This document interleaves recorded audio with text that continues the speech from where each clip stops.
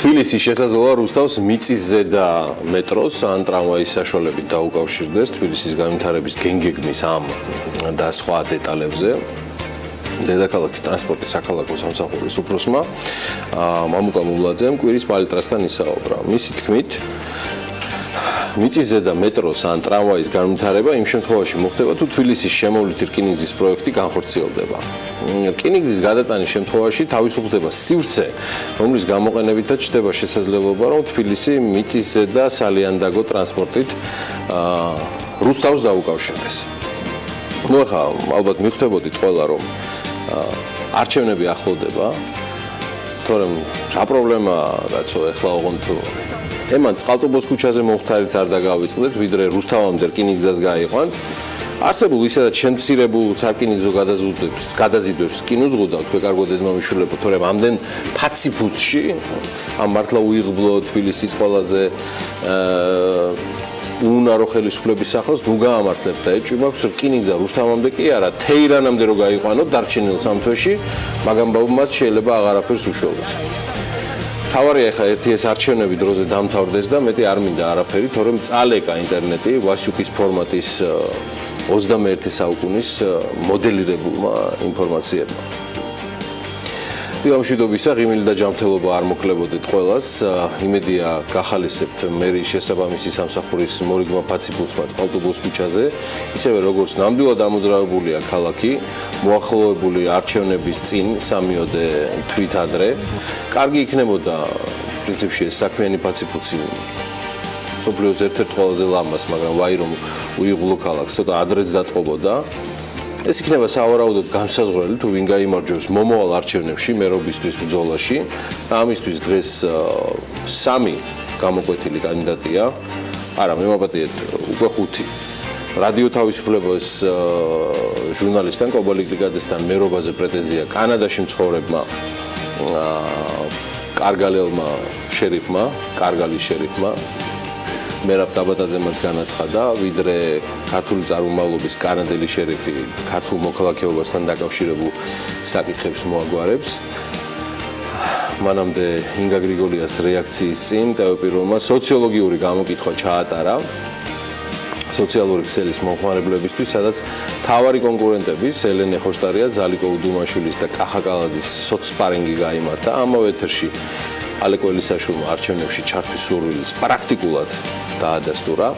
მიუხედავად იმისა, რომ არც კალაძეა დასახელებული მერობის კანდიდატად და მიუხედავად იმისა, რომ პარლამენტის რჩეული წევრები კომენტარებში ოფიციალურში სხვათა შორის და არა კულუარებში ადასტურებენ, რომ კალაძე საუკეთესო კანდიდატია, კალაძე ავტორიტეტული კანდიდატია, უალტერნატივოა და ასე შემდეგ, მერე გამოჩნდა ფოტო ილუსტრაციები, მორიგი ფოტოვირუსები, როგორ უნდა გაგვიკვირდეს, რომ კალაძე საკუთარი მანქანით თავად მიდის სამსახურში. ნამდვილად არ გვიკვირს ბატონო. მიკვირს ის, რომ ინგოროყვა შვიდში დახურულ და მხოლოდ სამთავრობო პირების შესასვლელ ეზოშიც კი არ იცის მანქანის წესიერად გაჩერება. აი რა გითხრათ, აი ეს ვირუს ფოტოები სწორედ ამის დასტურია. თორემ შესაძლებლობისად შეიძლება კარგად City Park-ს აქ ხელი არ მიუწვდება ჯვარი მაქაურობას. მოკლედ ჯამში გუშინდელ გამოკითხვაში ინგასთან გადაცემის დასასრულისთვის კახა კალაძემ 13,000-ზე მეტი ხმით გაიმარჯვა, მეორე ადგილზე ზაალ უდუმაშვილი გავიდა 9,000-ზე მეტი ხმით და მესამე ადგილზე ელენე ხოშტარია 1,500-ზე მეტი ხმით. და რატომღაც აი არც ეს არ მიყვარს. გუშინდელი დღე დაუბრუნდეთ ჩვენს საქმიან დილას, გუშინდელი დღე Forbes Bankers და ახალ გამოცემას დაუთმეთ. მგონი საინტერესო ეთერი გამოგვივიდა. სტუმრიანობაც მაგარი იყო. კიდევ ბევრი თემა მოვიტოვეთ ამ სექტორზე, უпростоრად ფინანსურ სექტორს გულისხმობ, მასზე სასაუბროთ. მათ შორის არის საქართველოში მოქმედი საერთაშორისო ორგანიზაციების შეხედულებები და რეკომენდაციები ფინანსური სისტემის შემდგომ განვითარებაზე. ერთი ამონარიდით, მიუხედავად იმისა, რომ საქართველოს საბანკო სექტორი რეგიონში ერთ-ერთი ყველაზე განვითარებულია, ბანკების მიერ დაკრედიტება, მცირე ზომისა და ფინანსებზე წვდომა ბიზნესის დასაწყებად ერთ-ერთი მთავარი დამაყრდნობელი ფაქტორია. წერს საერთაშორისო საფინანსო კორპორაცია.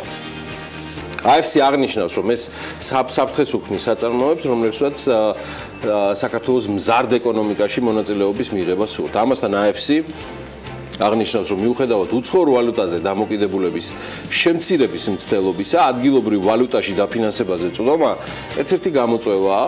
AFC პირველი საერთაშორისო საფინანსო ორგანიზაციაა, რომელმაც საქართველოს ბანკის ლარში დენომინირებული ევრობონდები შეძენის სურვილი გამოთქვა და მისი 30%-ის მფლობელი გახდა. ჩემო ბატონო, AFC-ის ინვესტიცია დაახლოებით 103 მილიონი ლარი იქნება, 45 მილიონ დოლარზეა მოკლედ საუბარი. ეროვნული ბანკი კი ამასობაში განაგრძობს აქტიურობას. სების ცნობით ბაზელ 3-ის ჩარჩოზე დაფუძნებული კომერციული ბანკების მიერ პილარ 3-ის ფარგლებში ინფორმაციის გამჟღავნების წესი დამტკიცდა მოცემული წესი კომერციულ ბანკებს ავალდებულებს რაოდენობრივი და ხარისხობრივი ინფორმაციის გამოქვეყნებას ბაზელ 3-ის ჩარჩოზე დაფუძნებული საზედამხედველო კაპიტალის ელემენტების რისკის მიხედვით შეწონილი აქტივების უმაღლესი მენეჯმენტის ანაზღაურების და სხვა მატერიალური საკითხების შესახებ. მოკლედ, ყოველწლიური ფინანსური ანგარიშგების გამოქვეყნების გარდა კომერციული ბანკები ვალდებულნი არიან გამოაქვეყნონ წლიური ანგარიშგება, რომელიც საზედამხედველო მაჩვენებლის რაოდენობრივ ინფორმაციასთან ერთად მოიცავს ბანკის კორპორაციულ მართვასთან, ანაზღაურების პოლიტიკასა და რისკების მართვასთან დაკავშირებულ ხარისხობრივ ინფორმაციას. ეჭვმაქ რომ ბენქერი წლიურ გამოცემად არ დარჩება ისეთი ზღვა ინფორმაცია გველის კომერციული ბანკებიდან და ეს გამჭვირვალობა ნამდვილად რომ კარგია და მოსაწონია.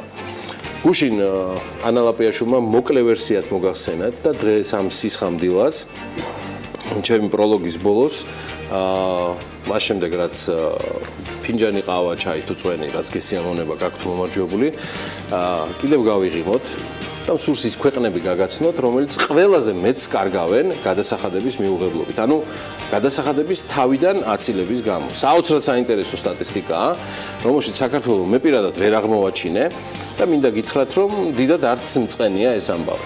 მოკლედ, ამერიკის შეერთებული შტატები ყოველწლიურად გადასახადების თავიდან აცილებით 188 მილიარდ დოლარს კარგავს. ჩინეთი 66 მილიარდ დოლარს, იაპონიის დანაკარგი ყოველწლიურად 46 მილიარდ დოლარს შეადგენს. ინდოეთის კი 51 მილიარდ დოლარს. 19 მილიარდის დოლარის ყოველწლიური დანაკარგი აქვს საფრანგეთს, ხოლო გერმანია ყოველწლიურად დაახლოებით 15 მილიარდ დოლარს კარგავს გადასახადებისგან თავის აცილების გამო. ყველაზე მეტ შემოსავალს მსოფლიოში, ანუ ნომერ პირველ ადგილზე მაინც გაიანა არის, რომელიც მთლიანი შიდა პროდუქტის თითქმის 7%-ს კარგავს.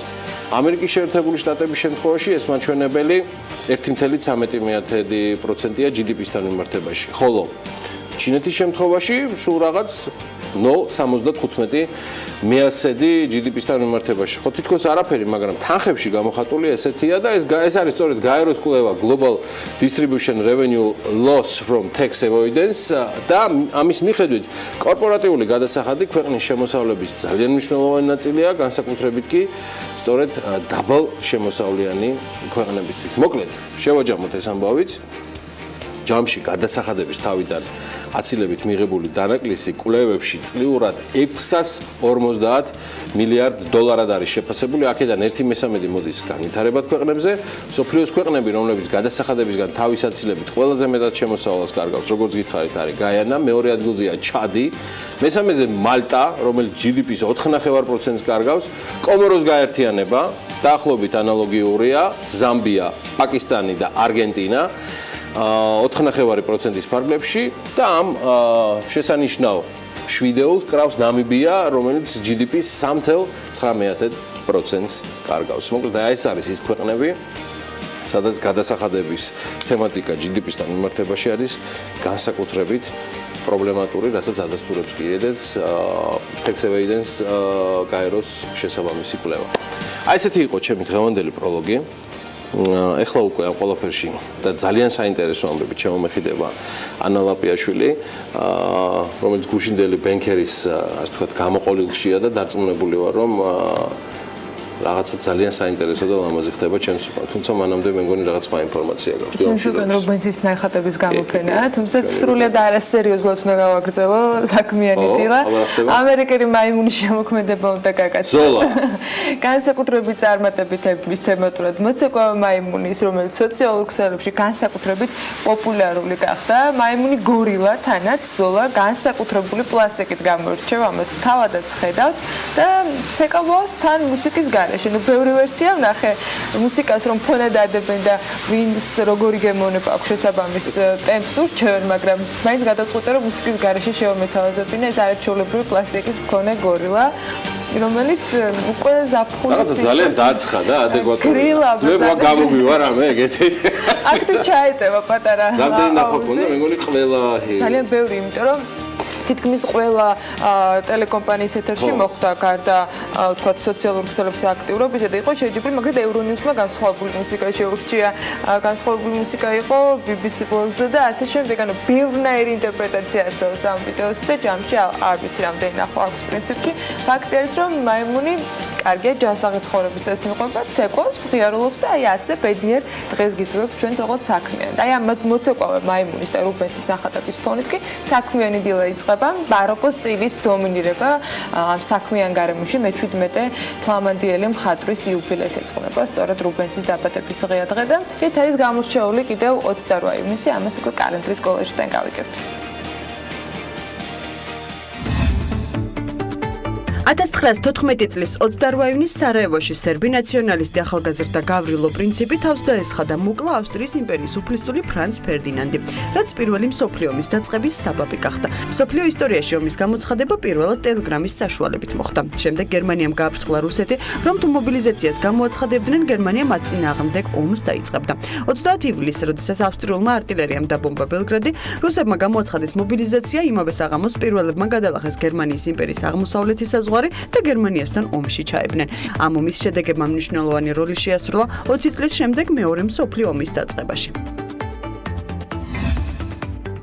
1577 წლის 28 ივნისს დაიბადა მე-17 საუკუნის გამოჩენილი ფლანდრიელი მხატვარი ბაროკოს მეფედ წოდებული პეტერ პაულ რუბენსი. ანტვერპენში დამკვიდრების შემდეგ პირველ ხანებში მხატვარი მონუმენტურ რელიგიურ კომპოზიციებს ასრულებდა. რუბენსის ბევრი მნიშვნელოვანი ნამუშევარი 1612-20-იან წლებს მიეკუთვნება. ამ პერიოდში ქმნის ხელოვანი ტილოებს, რევკიპეს ასულთა მოტაცება, ამორცალთა ბრძოლა, გარდამოხსნა ვენერას არკესთან ეგვიპტეში გაქცევა და სხვა. ფერმწერი იშვიათ ოსტატობას აღწევს ადამიანის შიშველის სხეულის ასახვისა და მდიდრული სამოსელი ფაქტორის გადმოცემაში.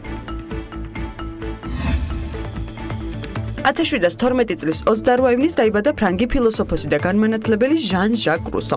მისმა ნაშრომებმა და პოლიტიკურმა იდეებმა მნიშვნელოვანი წვლილი შეიტანეს საფრანგეთის რევოლუციაში. ხელი შეუწყოს სოციალიზმის ჩამოყალიბებას და ნაციონალიზმის გავრცელებას. რუსოს მოღვაწეობა საინტერესო იყო მუსიკალური ხელოვნების მიმართულებითაც. ამ სფეროში ის მოღვაწეობდა თეორეტიკოსისა და კომპოზიტორის რანგში. აღსარების დაწერის შემდეგ ჟან ჟაკ რუსომ პრაქტიკულად საფუძველი ჩაუყარა ბიოგრაფიას როგორც ლიტერატურულ ჟანრს. იმედია მისამების ნაწილში თემატურმა მრავალფეროვნებებს ჩვენ მეყურებთ ძალიან არ დააბრუნია, თუმცა ეს არ არის ყველაფერი დაწნებული ვარ, წინ კიდევ ბევრი საინტერესო ამბავი გელოდებათ, განსაკუთრებით საინტერესო რესპონდენტებით და თანაც თითქმის ყველა თემაზე, რომელიც საქმიან ადამიანებს აინტერესებს. მოკლედ ვის უმასპინძლებთ დღეს ამას უკვე ვიდეო ანონსიდან შევიტყობთ.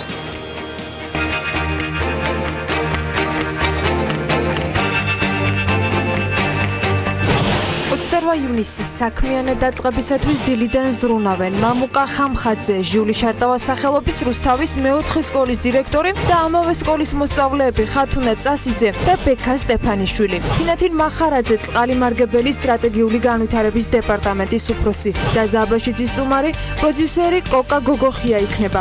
იბაჭყონია საქართველოს დისტრიბუტორთა ბიზნეს ასოციაციის პრეზიდენტი კი უმასპინძლებს გიან აცვრიშვილს, ბაგრატიონი 1882 ხარისხის მართვის მენეჯერს. პრესტუმრება კრისტოფ ფრეიტაგი, პროკრედიტ ბანკის გერმანიის მენეჯმენტის საბჭოს თავმჯდომარე და ალექს მატუა, პროკრედიტ ბანკის საქართველოს დირექტორი. დილა უნდა იყოს საქმიანი და რა თქმა უნდა ტელეპირონზე.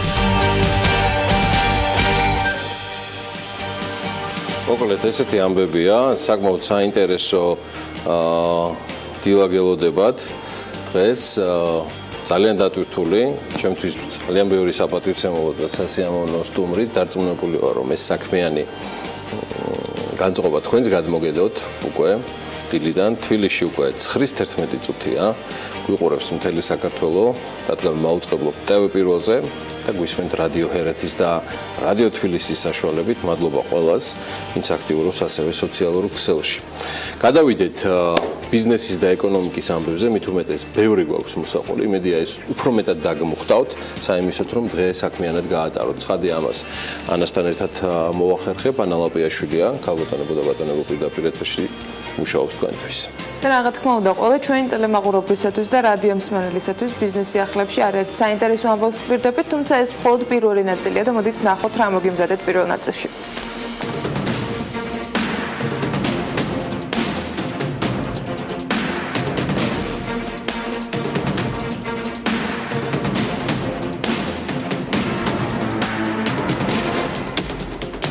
თბილისიდან და ქუთაისიდან ლოჯისტიკური ცენტრების პროექტში შესაძლოა ჩინური დაფანგ ინტერნეშნალ გრუპი ჩაერთოს. პროექტის მიმართ ინტერესი კომპანიის წარმომადგენლებმა საქართველოს პრემიერთან შეხვედრაზე გამოთქვეს. გიორგი კვირიკაშვილმა შეხვედრა გამართა ლუ იუჰანგთან საქართველოში არსებული ხელსაყრელი ბიზნეს გარემოს და საინვესტიციო პოტენციალის გაცნობის მიზნით. საუბარი შეეხებოდა ორი ქვეყნის პარტნიორული ურთიერთობების საკითხს და საინვესტიციო თანამშრომლობის გაღრმავების პერსპექტივებს და აღენიშნა ამავე შეხვედრაზე თავისუფალი ვაჭრობის შეთანხმების მნიშვნელობა. მთავრობის ადმინისტრაციის ინფორმაციით მხარეებმა ასევე განიხილეს ინფრასტრუქტურული პროექტები. ყურადღება გამახვილდა საქართველოში საჯარო და კერძო თანამშრომლობის ფორმატში პროექტების განხორციელების შესაძლებლობებზეც. ავტომობილების ტექნოლოგიების სტანდარტები მძღოლების და ბიზნეს სექტორისათვის სავარაუდოდ 2 თვეში უნდა გახდეს ცნობილი. ამასთან დაკავშირებით ეკონომიკისა და მდგრადი განვითარების მინისტრის მოადგილემ გიორგი ჩერქეზიშვილმა გააკეთა განმარტება, რომელიც ტექნოლოგიების საკითხზე არასამთავრობო სექტორის და მთავრობის წარმომადგენლებს შეხვდა. მისი განმარტებით მართალია 2018 წლის 1 იანვრიდან ტექნიკური დათვალიერების რეჟიმი ძალაში შევა, თუმცა ეს თავიდანვე ყველას არ შეეხება. ასევე მისივე ინფორმაციით ამ ეტაპზე ქვეყანაში ავტომობილების ტექნიკური დათვალიერების 26 ცენტრი არსებობს, რომლებიც არსებულ სტანდარტს აკმაყოფილებენ, თუმცა მათ ახალ სტანდარტზე მოუწევთ მორგება. დაწერილი იქნება ტექნიკური პარამეტრები, თუ რა უნდა დააკმაყოფილოს ტექნიკური დათვალიერების მონიტორინგ და განმახორციელებელმა ორგანოებმა, აგრეთვე ცენტრებმა და ასევე რა რეფორმა და რა სიხშირით უნდა გაკეთდეს და რომელი სატრანსპორტო საშუალებები უნდა დაექვემდებაროს პროცესი თვითონ უშუალოდ რეფორმის. 26 ცენტრი არსებობს ასეთი, რომლებიც აკმაყოფილებენ დღევანდელ არსებულ სტანდარტს და ისინი ახორციელებენ მასზე დაკისრებულ მოვალეობას. თუმცა ახალი სტანდარტი, რომელიც დაიდება SGS-ის მიერ, მოუწევთ მათ ამ ახალი სტანდარტის დაკმაყოფილება, რათა მათ მიეცეთ საშუალება, რომ იმ ტიპის ავტოტრანსპორტო საშუალებებზეც მოახდინონ ინსპექტირება. თბილისში მოჭრელი ხეების საკომპენსაციოდ ფიზიკურ და იურიდიულ პირებს ხეების დარგვის ვალდებულება დაეკისრათ. გადაწყვეტილება თბილისის მერიამ და საკრებულომ მიიღეს. მერიის გამწვანების სამსახურში ამბობენ, რომ აქამდე ხეების მოჭრის სანაცვლოდ მერია მხოლოდ საკომპენსაციო თანხას ითხოვდა. ახალი რეგულაციის ამოქმედების შემდეგ კი როგორც გამხმარი, ისე საღი ხეების მოსაჭრელად მინიმუმ იმდენივე ხე უნდა დაირგას, რამდენიც მოიჭრა. ქუთაისის აეროპორტის რკინიგზასთან დაკავშირებით 4 ვარიანტი განიხილება. ამის შესახებ საქართველოს რკინიგზის გარემოზე ზემოქმედების შეფასების წინასწარ ანგარიშში აღნიშნული, რომლის საჯარო განხილვაც 11 აგვისტოს ქუთაისის აეროპორტში მოხდება. მგზავრთა კომფორტული მომსახურებისათვის ანგარიშში პროექტის 4 ვარიანტია განხილული და რეკომენდაცია მესამე ვარიანტს აქვს მინიჭებული. კერძო დამატებით ახალი 2,6 კილომეტრიანი ლიანდაგის აშენებას გულისხმობს ის აეროპორტის ახალ სადგურთან, რომელიც თავის მხრივ გადასასვლელი ხიდით დაუკავშირდება პარკინგს და აეროპორტის შენობას. ახალი ხაზის მშენებლობა კი საქართველოს რკინიგზის გათვლით დაახლოებით 2,700,000 ევრო უნდა დაჯდეს. გერმანული IFB-ის გათვლით კი დაახლოებით მისი საფასური 4,810,000 ევრო იქნება. შიდა ფრენებს კი საქართველოს აეროპორტების გაერთიანება დოლარში გაფორმებული ხელშეკრულების მიხედვით დაასუბსიდირებს. კომპანია სერვისიართან 5,310,000 დოლარის ხელშეკრულებაა გაფორმებული, რაც არსებული კურსით ლარში დაახლოებით 12,790,000 ექვივალენტია. მიუხედავად იმისა, რომ შესყიდვის ზედაჭერი 10,793,350 ლარით იყო განსაზღვრული. საქართველოს აეროპორტების გაერთიანების ხელმძღვანელი ქეთი ალექსიძე განმარტავს, რომ ტენდერში თავიდან შემოიღო ჩადებული ხელშეკრულების დოლარში გაფორმება, რადგანაც ეს იყო საერთაშორისო ტენდერი და მონაწილეობა უცხოურ კომპანიასაც შეეძლო. თუ სერვისი არის მომსახურება 1 საათით $1000 ღირს, დღევანდელი კურსის შესაბამისად ის 2400 ლარს აფიქსირებს, თუმცა ლარზე რომ გაფორმებულიყო ხელშეკრულება, ის 3000 ლარს შემოგთავაზებდა, ამბობს ალექსიძე. და მისივე თქმით, სერვისიარმა მეორე თვითმფრინავი შემოიყვანა ლიზინგით, სადაც ფასი ასევე დოლარშია დაფიქსირებული. ამ ყველაფრის მნიშვნელობას ალბათ მივხვდით. პირველი ივლისიდან ლარში ფასდადების სავალდებულო განსაზღვრება ამოქმედება, თუმცა ეს როგორც ჩანს ყველას არ შეეხება. ამასთან დაკავშირებით საქმიანი დილის მაყურებელი ფიქრობ ინფორმირებულია, თუმცა საქმის კურსში ვიქნებით აუცილებლად როგორ აღსრულდება ეს ახალი რეგულაცია. თუშეთში ინტერნეტი პირველ აბონენტს ივლისის დასაწყისში დაარეგისტრირებს. ამის შესახებ საქმის კურსს მცირე და საშუალო სატელეკომუნიკაციო ოპერატორების ასოციაციის თავმჯდომარემ განუცხადა და როგორც უჩასეთური აღნიშნავს, ამჟამად ქსელის ნაწილი კახეთიდან აბანოს უღელტეხილამდე მიყვანილია. მეორე ეტაპი კი უკვე ინტერნეტის ომალომდე მიყვანა იქნება. უჩასეთური ამბობს, რომ სექტემბრამდე თუშეთის უდიდესი ნაწილი იქნება ინტერნეტიზებული.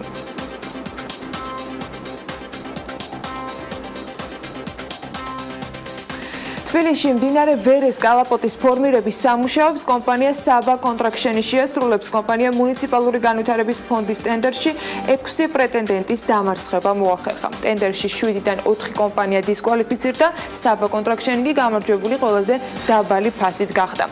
კომპანია ფონდს სამუშაოების განხორციელებას 9,776,999 ლარად თავაზობს და სამუშაოები 1 წლის განმავლობაში გაგრძელდება. დაფინანსება ევროპის საინვესტიციო ბანკისგან მიღებული საკრედიტო ხაზის ნაწილია.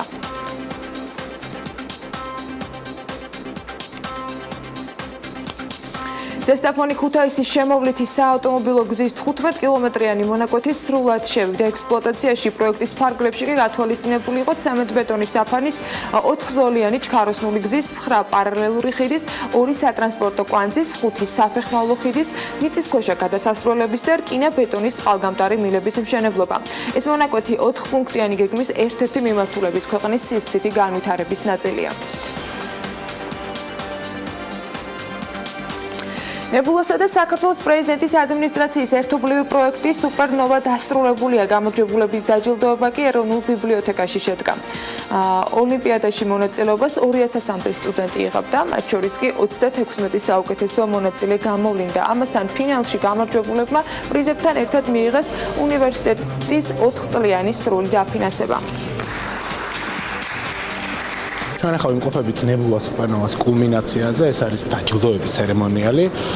მე შეგახსენებთ, რომ ნებულა სუპერნოვა ეს იყო პროექტი ოლიმპიადა საჯარო ლექციები და ტრეინინგები აბიტურიენტებისთვის, რომელიც ნებულამ და პრეზიდენტის ადმინისტრაციამ ერთად განახორციელა. ჩვენ მაქსიმალურად ვიცადეთ, რომ მოგვემზადებინა ბავშვები მომავალი ეროვნული გამოცდებისთვის.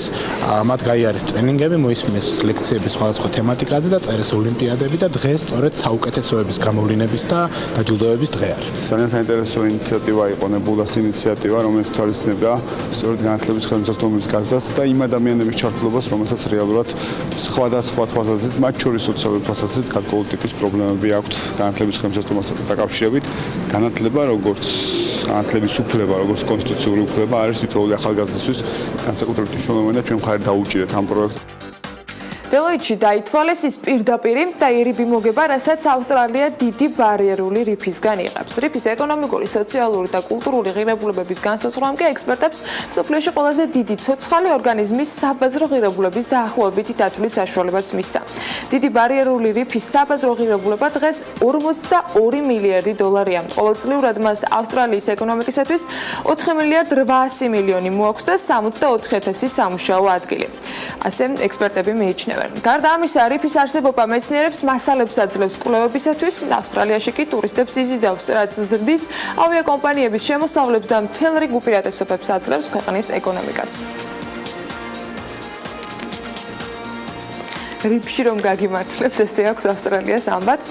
Google კი რეკორდული თანხით დაჯარიმდა ევროკავშირის რეგულატორმა Google-ს 2 მილიარდ 700 მილიონი დოლარის გადახდა დააკისრა. ევროკომისიამ ამერიკული გიგანტის საკუთარი საძიებო სისტემის ბოროტად გამოყენებაში ცნო დამნაშავედ, კერძოდ მის მფლობელობაში არსებული სავაჭრო პლატფორმების სასარგებლოდ სხვადასხვა პლატფორმების შეზღუდვაში. ევროკომისიის დასკვნით Google-ის საკუთარ სავაჭრო პლატფორმებს საძიებო სისტემის პირველ ადგილზე ათავსებდა. Google-ს ჯარიმის გასაჩივრების უფლება აქვს, თუმცა კორპორაციას თემაზე კომენტარი ჯერჯერობით არ გაუკეთებია და კომისიამ არალეგალური საქმიანობის შესაწყუდად Google-ს 90-დღიანი ბადაც მისცა. CNN-ის ჟურნალისტებმა კი მათი სტატიის ვებგვერდიდან წაშლის გამო გამოცემა დატოვეს. საუბარია მასალაზე, რომელშიც ამერიკის შეერთებული შტატების პრეზიდენტს და რუსეთის საინვესტიციო ფონდს შორის კავშირზე იყო ინფორმაცია. მას შემდეგ, რაც სტატია CNN-ის საიტიდან წაიშალა, სამა რეპორტერმა სამსახური დატოვა. როგორც თავად CNN-ში აღნიშნავენ, ტექსტი ვებგვერდზე გამოქვეყნებამდე რამდენიმე ეტაპს გადის, მათ შორის არის ფაქტების შემოწმებას, ექსპერტიზას და ასე შემდეგ და CNN-ის ინფორმაციით, ეს პროცესი ამ შემთხვევაში სრულად არ წარიმართა, რაც არასწორია. დღევანდელ დღის წესრიგსაც უნდა გადავხედოთ და ვფიქრობ, წინა ამბავთან ერთად ესეც განსაკუთრებით საყურადღებო იქნება ქართული მედიისათვის. 10 საათზე სკოლა ლიცეუმ მსხივში დემირელის კოლეჯის პარტნიორი სკოლების სპეციალური განცხადების გაკეთებას გეგმავენ. ასევე 12-ის ნახევარზე პარლამენტის ბიუროს სხდომა ჩატარდება ქუთაისში და ასევე სულ მალე დაახლოებით ნახევარ საათში ამ ბიუროზე განისაზღვრება უკვე პლენარული სესიის დღის წესრიგი, რომელიც 12-ზე დაიწყება. 12 საათზე თბილისის საკრებულოს წევრები კომპანია GVP-ის წარმომადგენლებთან ერთად პეკინის გამზირზე სარეაბილიტაციო სამუშაოების მიმდინარეობის შესახებ მოისმენენ ანგარიშს და ასევე 12 საათზე საქალაქო სასამართლოში საიას არჩილზე მთავარი სასამართლოს სხდომა შედგება. ამ შემთხვევაში საქმე ეხება პროექტ Check-in Georgia-სთან დაკავშირებით კულტურის სამინისტროსა და შემოქმედებით საქართველოს მიერ საჯარო ინფორმაციის გაცემის დავალდებულებას. 3-ის ნახევარზე კი სასტუმრო Biltmore თბილისში ბიზნეს Georgia-სა და საქართველოს ბანკის ორგანიზებით ბიზნეს ფორუმი ქალები ბიზნესშია დაგეგმილი. ქალების ნარატივის მაყურებლებისათვის ვფიქრობ, ესეც საინტერესო ღონისძიება უნდა იყოს. კიდევ ერთ საინტერესო ამბავს კი უკვე გიორგისგან ველოდებით, რა ხდება სავალუტო ბირჟაზე, ამას რამდენიმე წამში გავიგებთ.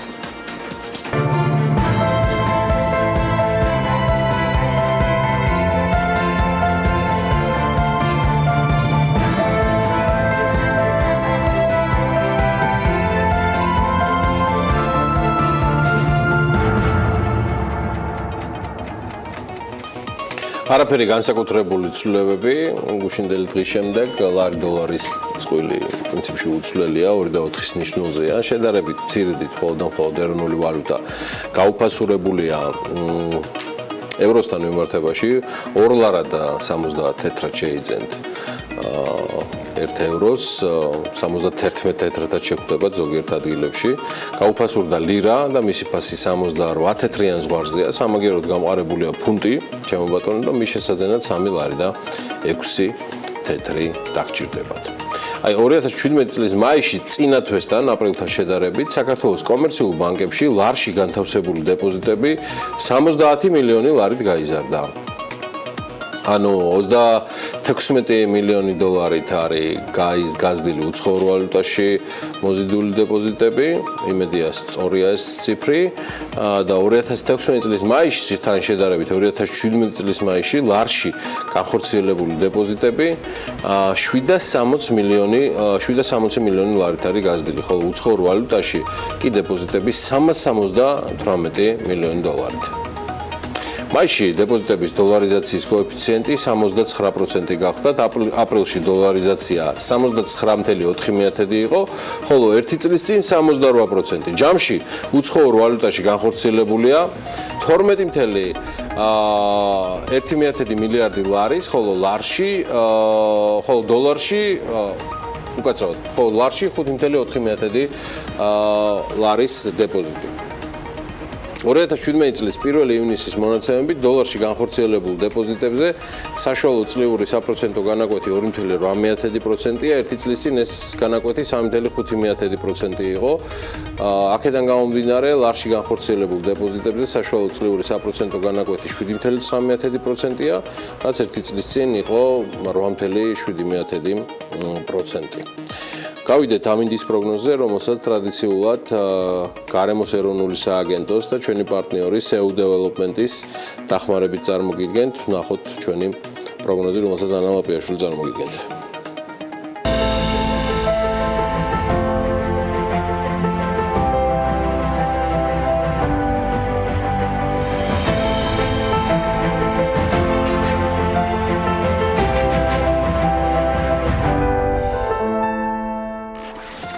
წვიმიანი დღე გვაქვს, ოღონდ ხანმოკლე და ისიც ზოგიერთ შემთხვევაში, თუმცა ამას დეტალურად სულ რამდენიმე წამში გავიგებთ. იქამდე გეტყვით, რომ გარემოს ეროვნული სააგენტოს ინფორმაციით ამინდი საქართველოში შავი ზღვის ჩრდილო-დასავლეთიდან მოქმედი შედარებით ცივი და ნოტიო ჰაერის მასებისა და სამხრეთ რაიონებიდან გავრცელებული თბილი ჰაერის მასების ურთიერთქმედებით არის განპირობებული. შესაბამისად, მოსალოდნელია დრო გამოშვებით ღრუბლიანობის მომატებაც.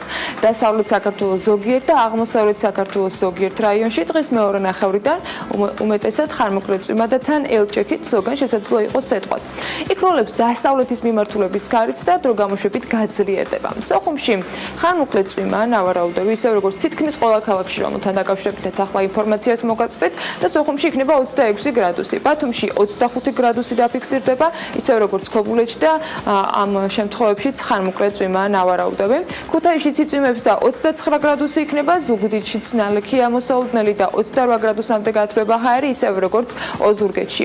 ონში 27 გრადუსი იქნება, გორში 33 გრადუსი მიაღწევს ჰაერის ტემპერატურა, ცხინვალში 32 გრადუსი დაფიქსირდება და მარნეულში 35. რუსთავშიც წვიმა, ნავარაუდები და აქაც 35 გრადუსია მოსალოდნელი, ახალციხეში კი 29 გრადუსი, ბორჯომშიც 29 გრადუსი დაფიქსირდება. ბაკურიანში 20 გრადუსი იქნება მაქსიმალური ტემპერატურა, ისევ როგორც ახალქალაქში. სტეფანწმინდაში ცდილობდებით წვიმას და აქაც 20 გრადუსამდე გათბება ჰაერი, თელავში 23 გრადუსს მიაღწევს მაქსიმალური ტემპერატურა.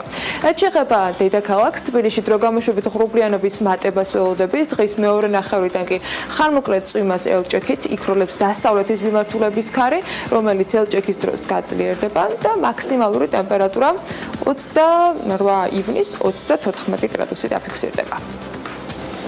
მადლობა ანა, გელით ჩვენთან, მით უმეტეს საკმაოდ საინტერესო ამბები გვაქვს. ტელე პირველზე არ დაგავიწყდეთ, რომ გვისმენთ რადიო ჰერეთის და რადიო თბილისის საშუალებით.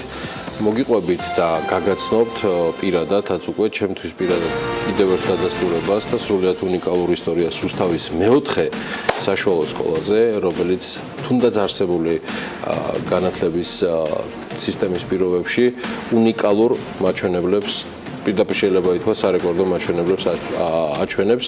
მე მოხარული ვიყავი გუშინ წინ, რომ აღმოაჩინე ეს ისტორია და მადლობელი ვარ ჩვენი პროდიუსერის, რომ ისე ოპერატიულად შეძლო ჩვენი გაცნობა რუსთავის მეოთხე სკოლის დირექტორთან და რამდენიმე წარჩინებულ მოსწავლესთან. სულ რამდენიმე წუთში ტელე პირველის ეთერში, მოკლე სარეკლამო პაუზის შემდეგ გაიცნობთ და გაგაცნობთ ძალიან საინტერესო ისტორია. საბადროებით.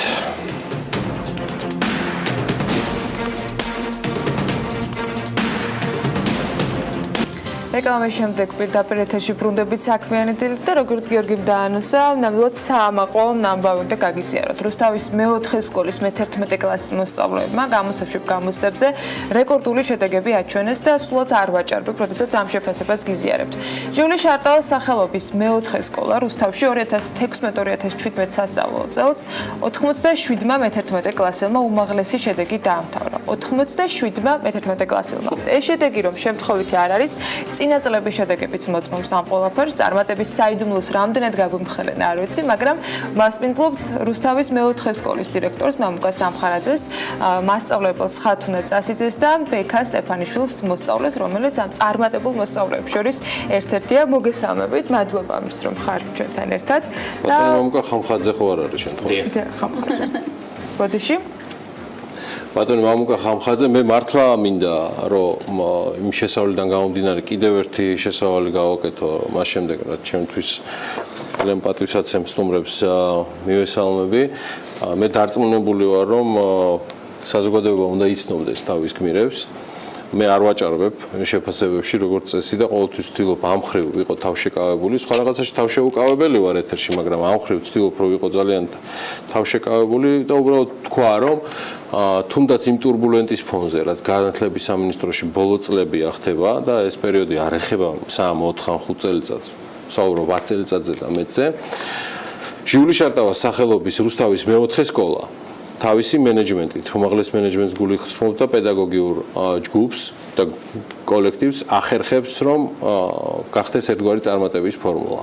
როგორ ახერხებენ, აქ უკვე ვეხიდები ანალაპიაშვილს და სიტყვას გადავცემ ბატონ მამუკა ხამხაძეს, რომელიც ამ სკოლის დირექტორი გახლავთ დილამშვიდობის.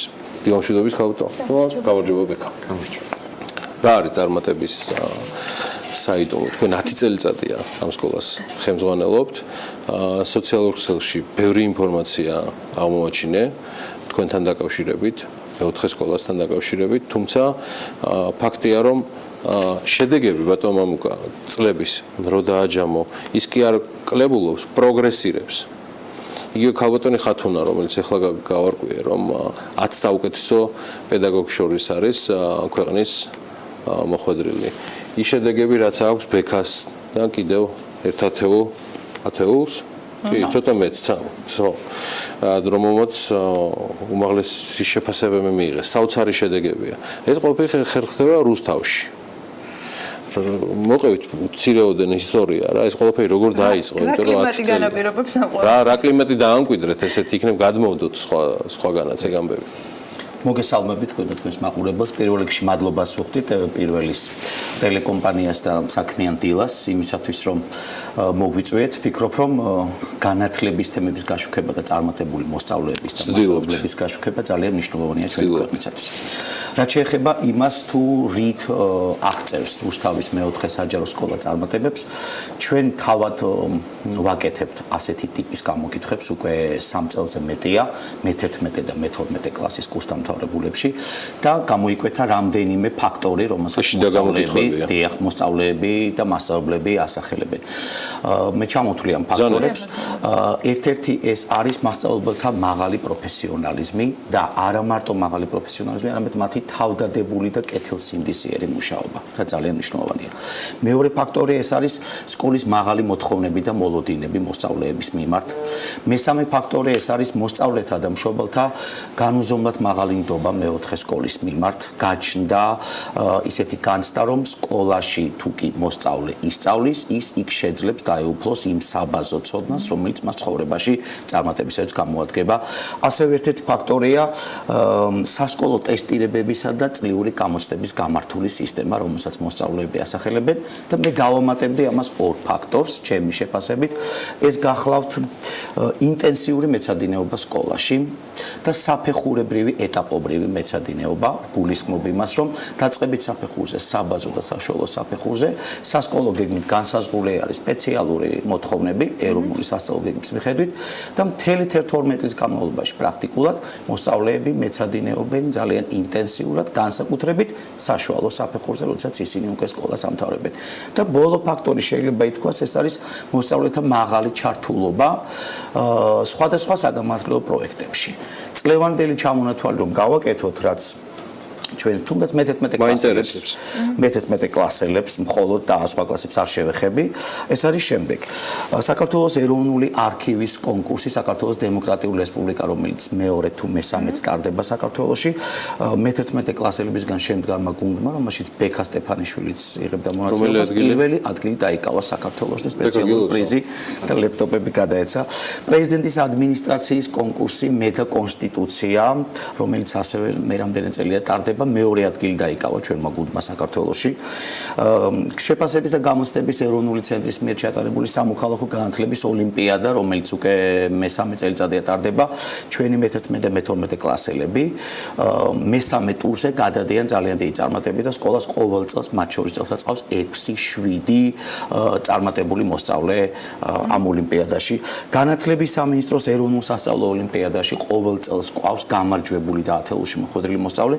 წელს მაგალითად ერთ-ერთი მოსწავლე, ეს არის ანა ნარინდოშვილი, ჩვენი კურსდამთავრებული, რომელიც ქართულის ოლიმპიადაში საუკეთესო ათეულში მოხვდა. საპატრიარქოს კონკურსი ჩვენ ვსწავლობთ ბიბლიას, რომელშიც ასევე ბექა მონაწილეობს უკვე რამდენიმე წელიწადია. უკვე მე-5 წელია რუსთავის მეოთხე სკოლა იკავებს საქართველოში მეორე ადგილს და მე რამდენად მიდიან ეს ბავშვები უკვე კაოკლარჯეთის მოსალოცად და მოსანახულებლად.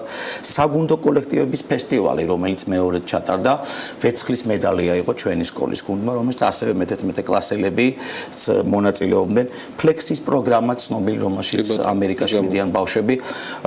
ჩვენ გქონდა პრეცედენტი, როდესაც 1 კლასიდან უკვე მე-12 კლასს გულისხმობ კურსდამთავრებული 4 მოსწავლე იყო წასული წელს და გასულ წელს აი ამ ამერიკის შეერთებულ შტატებში საერთაშორისო პროექტი Diamond Challenges, როდესაც ამერიკაში წავიდნენ ჩვენი სკოლის მოსწავლეები, მე-11 კლასელები მათ შორის და იქ მეწარმეობისა და ბიზნესის პროექტების ასე ვთქვათ განვითარებაში მიიღეს მონაწილეობა.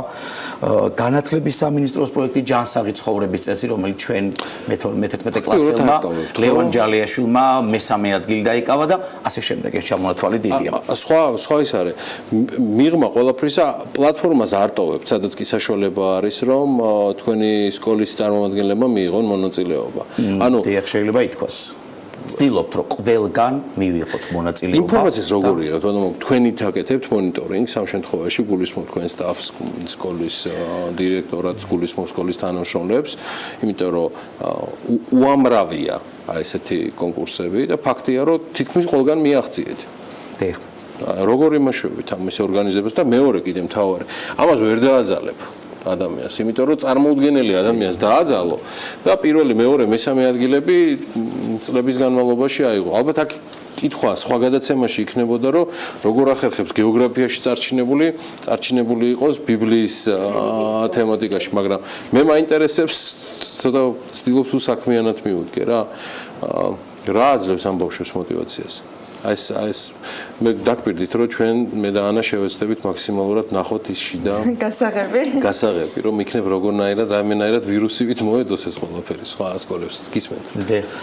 ნუ ინფორმაციის მიღებასაც შეეხება დღეს ამის პრობლემა არ არსებობს, იმიტომ რომ განათლების სისტემა იმდენად არის უკვე მოწყობილი და ჩამოყალიბებული, რომ ელექტრონულად ვიღებთ ყველანაირი ტიპის კონკურსებს ინფორმაციას და მე უკვე ჩვენ სკოლის ადმინისტრაცია ჩვენს მასწავლებლებთან და მოსწავლეებთან ერთად ვცდილობთ, რომ განვახორციელოთ პრინციპი, რომ თავარი არის მონაწილეობა და არა გამარჯვება ან პირველობა. თუმცა გამარჯვებას ყველა ტიპის კონკურსში, სადაც შეიძლება სხვა მიმართულებით ჩვენ ვცდილობთ, რომ ჩავრთოთ მოსწავლეები, მასწავლებლები. რა თქმა უნდა, ამისათვის სკოლაში მოქმედებს მოტივაციის და წახალისების სისტემა, როგორც მოსწავლეებში, ასევე მასწავლებლებში. ამაზე საუბარი შორს აღგვანს, მაგრამ მოქმედებს, ასე ვთქვათ, ასეთი სისტემა და რაც მთავარია, სკოლაში უკვე მე რამდენი წელიწადია სკოლას ყავს ისეთი მოსწავლეები, რომლებიც საატესტატო გამოცდებზე, თუ კონკრეტულად ამ მომენტზე გავამახვილებთ ყურადღებას, აღწევენ უმაღლეს შედეგებს, ლაპარაკია სრულ 10-იანებზე. შემდეგ რა თქმა უნდა ჩვენი სკოლის მოსწავლეები უკლებლივ ყველა ვინც ამთავრებს მაშინვე ხდება სტუდენტი და ხდება არა ასე ვთქვათ ისე შემთხვევით სპეციალობებზე არამედ პრაქტიკულად 80 კი პირველ მეორეზე 80-90% გრანტს მოიპოვებს მათ შორის 100%-იანი გრანტები არის გავაყარაკეთ ბიუჯეტი შეიძლება ითქვას როდესაც ვსაუბრობთ ჩვენ საშუალო გააღატაკეთ აი ამაში მირჩევნია რომ გააღატაკდეს ბიუჯეტი და დაიხარჯოს გადასახადის გადამხდელების თანხები. Абсолютно გადავიდეთ ფიქრაზე და ქალბატონ ხათნაზე, მაგრამ თქვენგან მაინტერესებს ალბათ მასშტაბურად უფრო მეტი ინფორმაცია ექნება, თუ გაქვთ სტატისტიკური მონაცემები, თქვენი მოსწავლეებიდან, რომლებიც უკვე დამთავრებელ საფეხურზე არიან, რამდენი იმზადება კერძოდ და რამდენი არის წილი. ანუ თქვენი სკოლა აი ამ შედეგებს რამდენად უზრუნველყოფს უკვე სრულად სკოლის თქვათ განათლებით, იმიტომ რომ ძალიან ბევრ შემთხვევაში, როდესაც კერძო მომზადება ხდება, ანუ სხვა სკოლებში ნახ ვიცით რა ხდება, მაგრამ ანუ ეს მაინტერესებს, ეს მაინც საჭირო არის? მინდა გითხრათ, რომ ეს არის ძალიან მნიშვნელოვანი თემა, კერძო მომზადება და სკოლაში მიღებული განათლება. პირველი რაც მინდა ვთქვა, ჩვენ სკოლაში ვქმნით ისეთ სასწავლო გარემოს, საკლასო ოთახში გულისხმობ, რომ მოსწავლეს ჰქონდეს ყველანაირი პირობა, კვალიფიციური მასწავლებელი, შესაბამის სასწავლო გეგმა, პროგრამა და მოტივირებული მოსწავლეთა გარემო, იმისათვის, რომ თუ მას სწავლა უნდა და აქვს განვითარებული შესაბამისი ასაკისათვის საჭირო უნარჩვევები, რომ მან ეს განათლება მიიღოს და ჩვენ გვაქვს ამის უამრავი მაგალითი, როდესაც მოსწავლეები საატესტატო გამოცდებზე მიღწეულ წარმატებებს აღწევენ არა კერძო რეპეტიტორთა მეცადინეობას, არამედ სკოლაში და მასთან ბექას შეუძლია ამასთან დაკავშირებით ასე თქვას. მათ შორის არის შემთხვევები, როდესაც მოსწავლეები, მათ შორის მე თავად ვარ ისტორიის მასწავლებელი და ჩემი მოსწავლეებიც მათ შორის უმაღლესში იღებენ ისტორიაში უმაღლეს შეფასებებს, ისე რომ მათ არ ჭირდებათ ამისათვის მომზადება. აი ეხლა მე 12 კლასის კურს დამთავრებული ნიკა ბეჭვაია, რომელმაც არ ვიცი საქართველოს თუ არის სხვა ასეთი, ჩვენ ყავს მოსწავლე კურს დამთავრებულმა სრულიად ენები მიიღო 8-ვე საგანში და ეხლა აბარებს. ეს ბავშვი პრაქტიკულად საატესტატო გამოცდებს არასფერში არ ემზადებოდა და თავისი ცოდნის სკოლაში მიღებდა. ნიკა ბეჭვაია არის ასეთი, ჩვენ ვამაყობთ ამით, რომ ნიკა წარმატებული. დიახ, ყავს ასეთი მოსწავლე. დანარჩენი ბექას ვკითხოთ. ჩვენ ამ პირობებს ვქმნით. ბექა, ხო. რა არის შენთვის ანუ ბევრ გარემოებაზე ისაუბრეს ამ შემთხვევაში, შენის ემოტივაცია რა იყო ამ შედეგებისათვის? ანუ რამ განაპირობა ეს? მოკლედ ეს სკოლაში რა ხდება? მაქსიმალურად ისეთ ჩათვალე ამერები ისე მუშაობენ, აი ბიჭებსაც ყოველს ვინც აქ არის სტუდიაში აინტერესებს ეს ამბავი. რუსთავის მეოთხე საჯარო სკოლის ამბები მოგვიყევით რა ხდება. რატო არის საოცარი შედეგები? შენ გილოცავ ყველა გამარჯვებას. მადლობა, მოგესალმებით კიდევ ერთხელ, მადლობა მოწვევისთვის. რა შეიძლება ითქვას ჩვენ მიღწეულ წარმატებებზე? მთავარი ალბათ არის სკოლაში შექმნილი გარემო, რომელიც უზრუნველყოფს ბავშვების მაღალ მოტივაციას. რა არის შენთვის მოტივაცია? ჩემთვის მოტივაცია ანუ კარგი სწავლა უზრუნველყოფს მომავალში დასაქმების მაღალ შანსს და შესაბამისად ცხოვრების უზრუნველყოფას. იცი რა არის? გარემოში ბექა ძალიან ბევრი რამ არის. ეგ ალბათ ხათუნასთანაც მექნება ეგ კითხვა, იმიტომ რომ ბატონი დირექტორი მარტო რო არ იყოს ავანგარდში გულისხმობ ამ თემის. გარემო შეიძლება იყოს გამორჩეული ბევრი დეტალებით. ტექნიკური აღჭურვილობა, სიმკაცრე, მამოტივირებული ფაქტორები, ანუ მართვის ბევრი ელემენტი არსებობს. თქვენ სკოლაში რა ხდება? შენთვის პირადად რითია ეს გამორჩეული, რომ ასეთ შედეგები? არა. რა განსხვავება უკეთესი? რა განსხვავება ამ სკოლას შორის, რაც დადიოდი არ დაასახელო და იმ სკოლას შორის, რომელსაც ახლა დაამთავრე? ეს ჟურნალისტია რო იცოდე. ახლანდელ სკოლაში სადაც დავდივარ, არის უფრო მეტი წესრიგი, სწავლაში არის მეტი სიმკაცრე. და უნდა ვთქვათ, რომ მასწავლებლები არიან უფრო მეტად პროფესიონალები, უფრო მეტად იხარჯებიან და ეს არის სწორედ მთავარი გამოწვეული ფაქტორი. საინტერესო, ანუ პროფესიონალიზმი გამოიხატება იმაში, უფრო საინტერესოდ ხსნიან გაკვეთილს? თუ უფრო იმაში, რომ უფრო მეტ სიტყვენ? დიახ, ანუ უფრო მეტიც იციან შესაბამისად და უფრო სხვანაირადაც ხსნიან, უფრო მეტსაც ითხოვენ ბავშვებისგან, შესაბამისად სწავლის დონე ამიტომ არის მაგარი. ფიზიკა და ბიოლოგია. აიცა, გეოგრაფიაში აიღე პირველი ადგილი. შედეგებია როგორც ბატონმა მამუკამ თქვა, ბიბლიაში უმაღლესი. ისტორიაში პირველი ადგილი გაქვს და საყვარელი საგანი ბიოლოგია და ფიზიკა. ინგლისური იცის კარგად, იმიტომ რომ ბრიტანეთში იყო წასული. ინგლისურის თემას ბატონმა მამუკა რა ყურადღება ექცევა, სანამ ქალბატონ ხათუნასთან გადავალ. რამდენად არის ეს პრიორიტეტული მეოთხე საჯარო სკოლაში?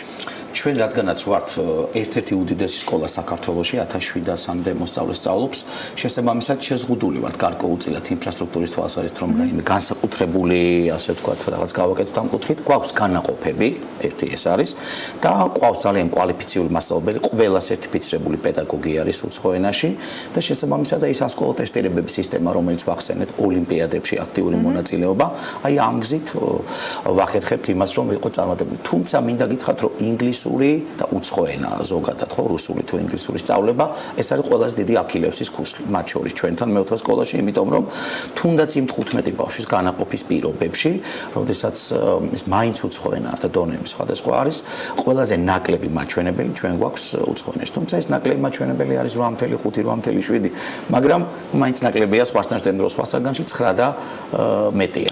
აქვე მინდა ვთქვა, რომ სკოლაში 102 პედაგოგიდან აი ბექამ რომ თქვა რომ მასწავლებლები რამდენად საინტერესოდ და კვალიფიცირებად ხსნიან 102 პედაგოგიდან 70 არის სერტიფიცირებული, რითაც პრაქტიკულად ეს არის ერთ-ერთი პირველი მაჩვენებელი ქვეყანაში და ხათუნა მასწავლებელი ამის ერთ-ერთი როდესაც ბატონი მამუკა საუბრობდა, მან აღნიშნა რომ პედაგოგები არიან თავდადებულები, პედაგოგები მაქსიმალურად ბევრს რომ ბექამაც ხაზი გაუსვა, რომ თქვენი დამოკიდებულება მოსწავლეებისადმი განსაკუთრებული და ამავე სტუდიაში მათ შორის მინისტრთან საუბრისას ბევრჯერ ითქვა და მას ღიადაც დაუფიქსირებია, რომ აი ანაზღაურების თემა ძალიან ბევრს განსაზღვრავს და ზოგადად გარემო განათლების სისტემაში პედაგოგების განწყობებზე, სამუშაო მოტივაციას და ასე შემდეგ.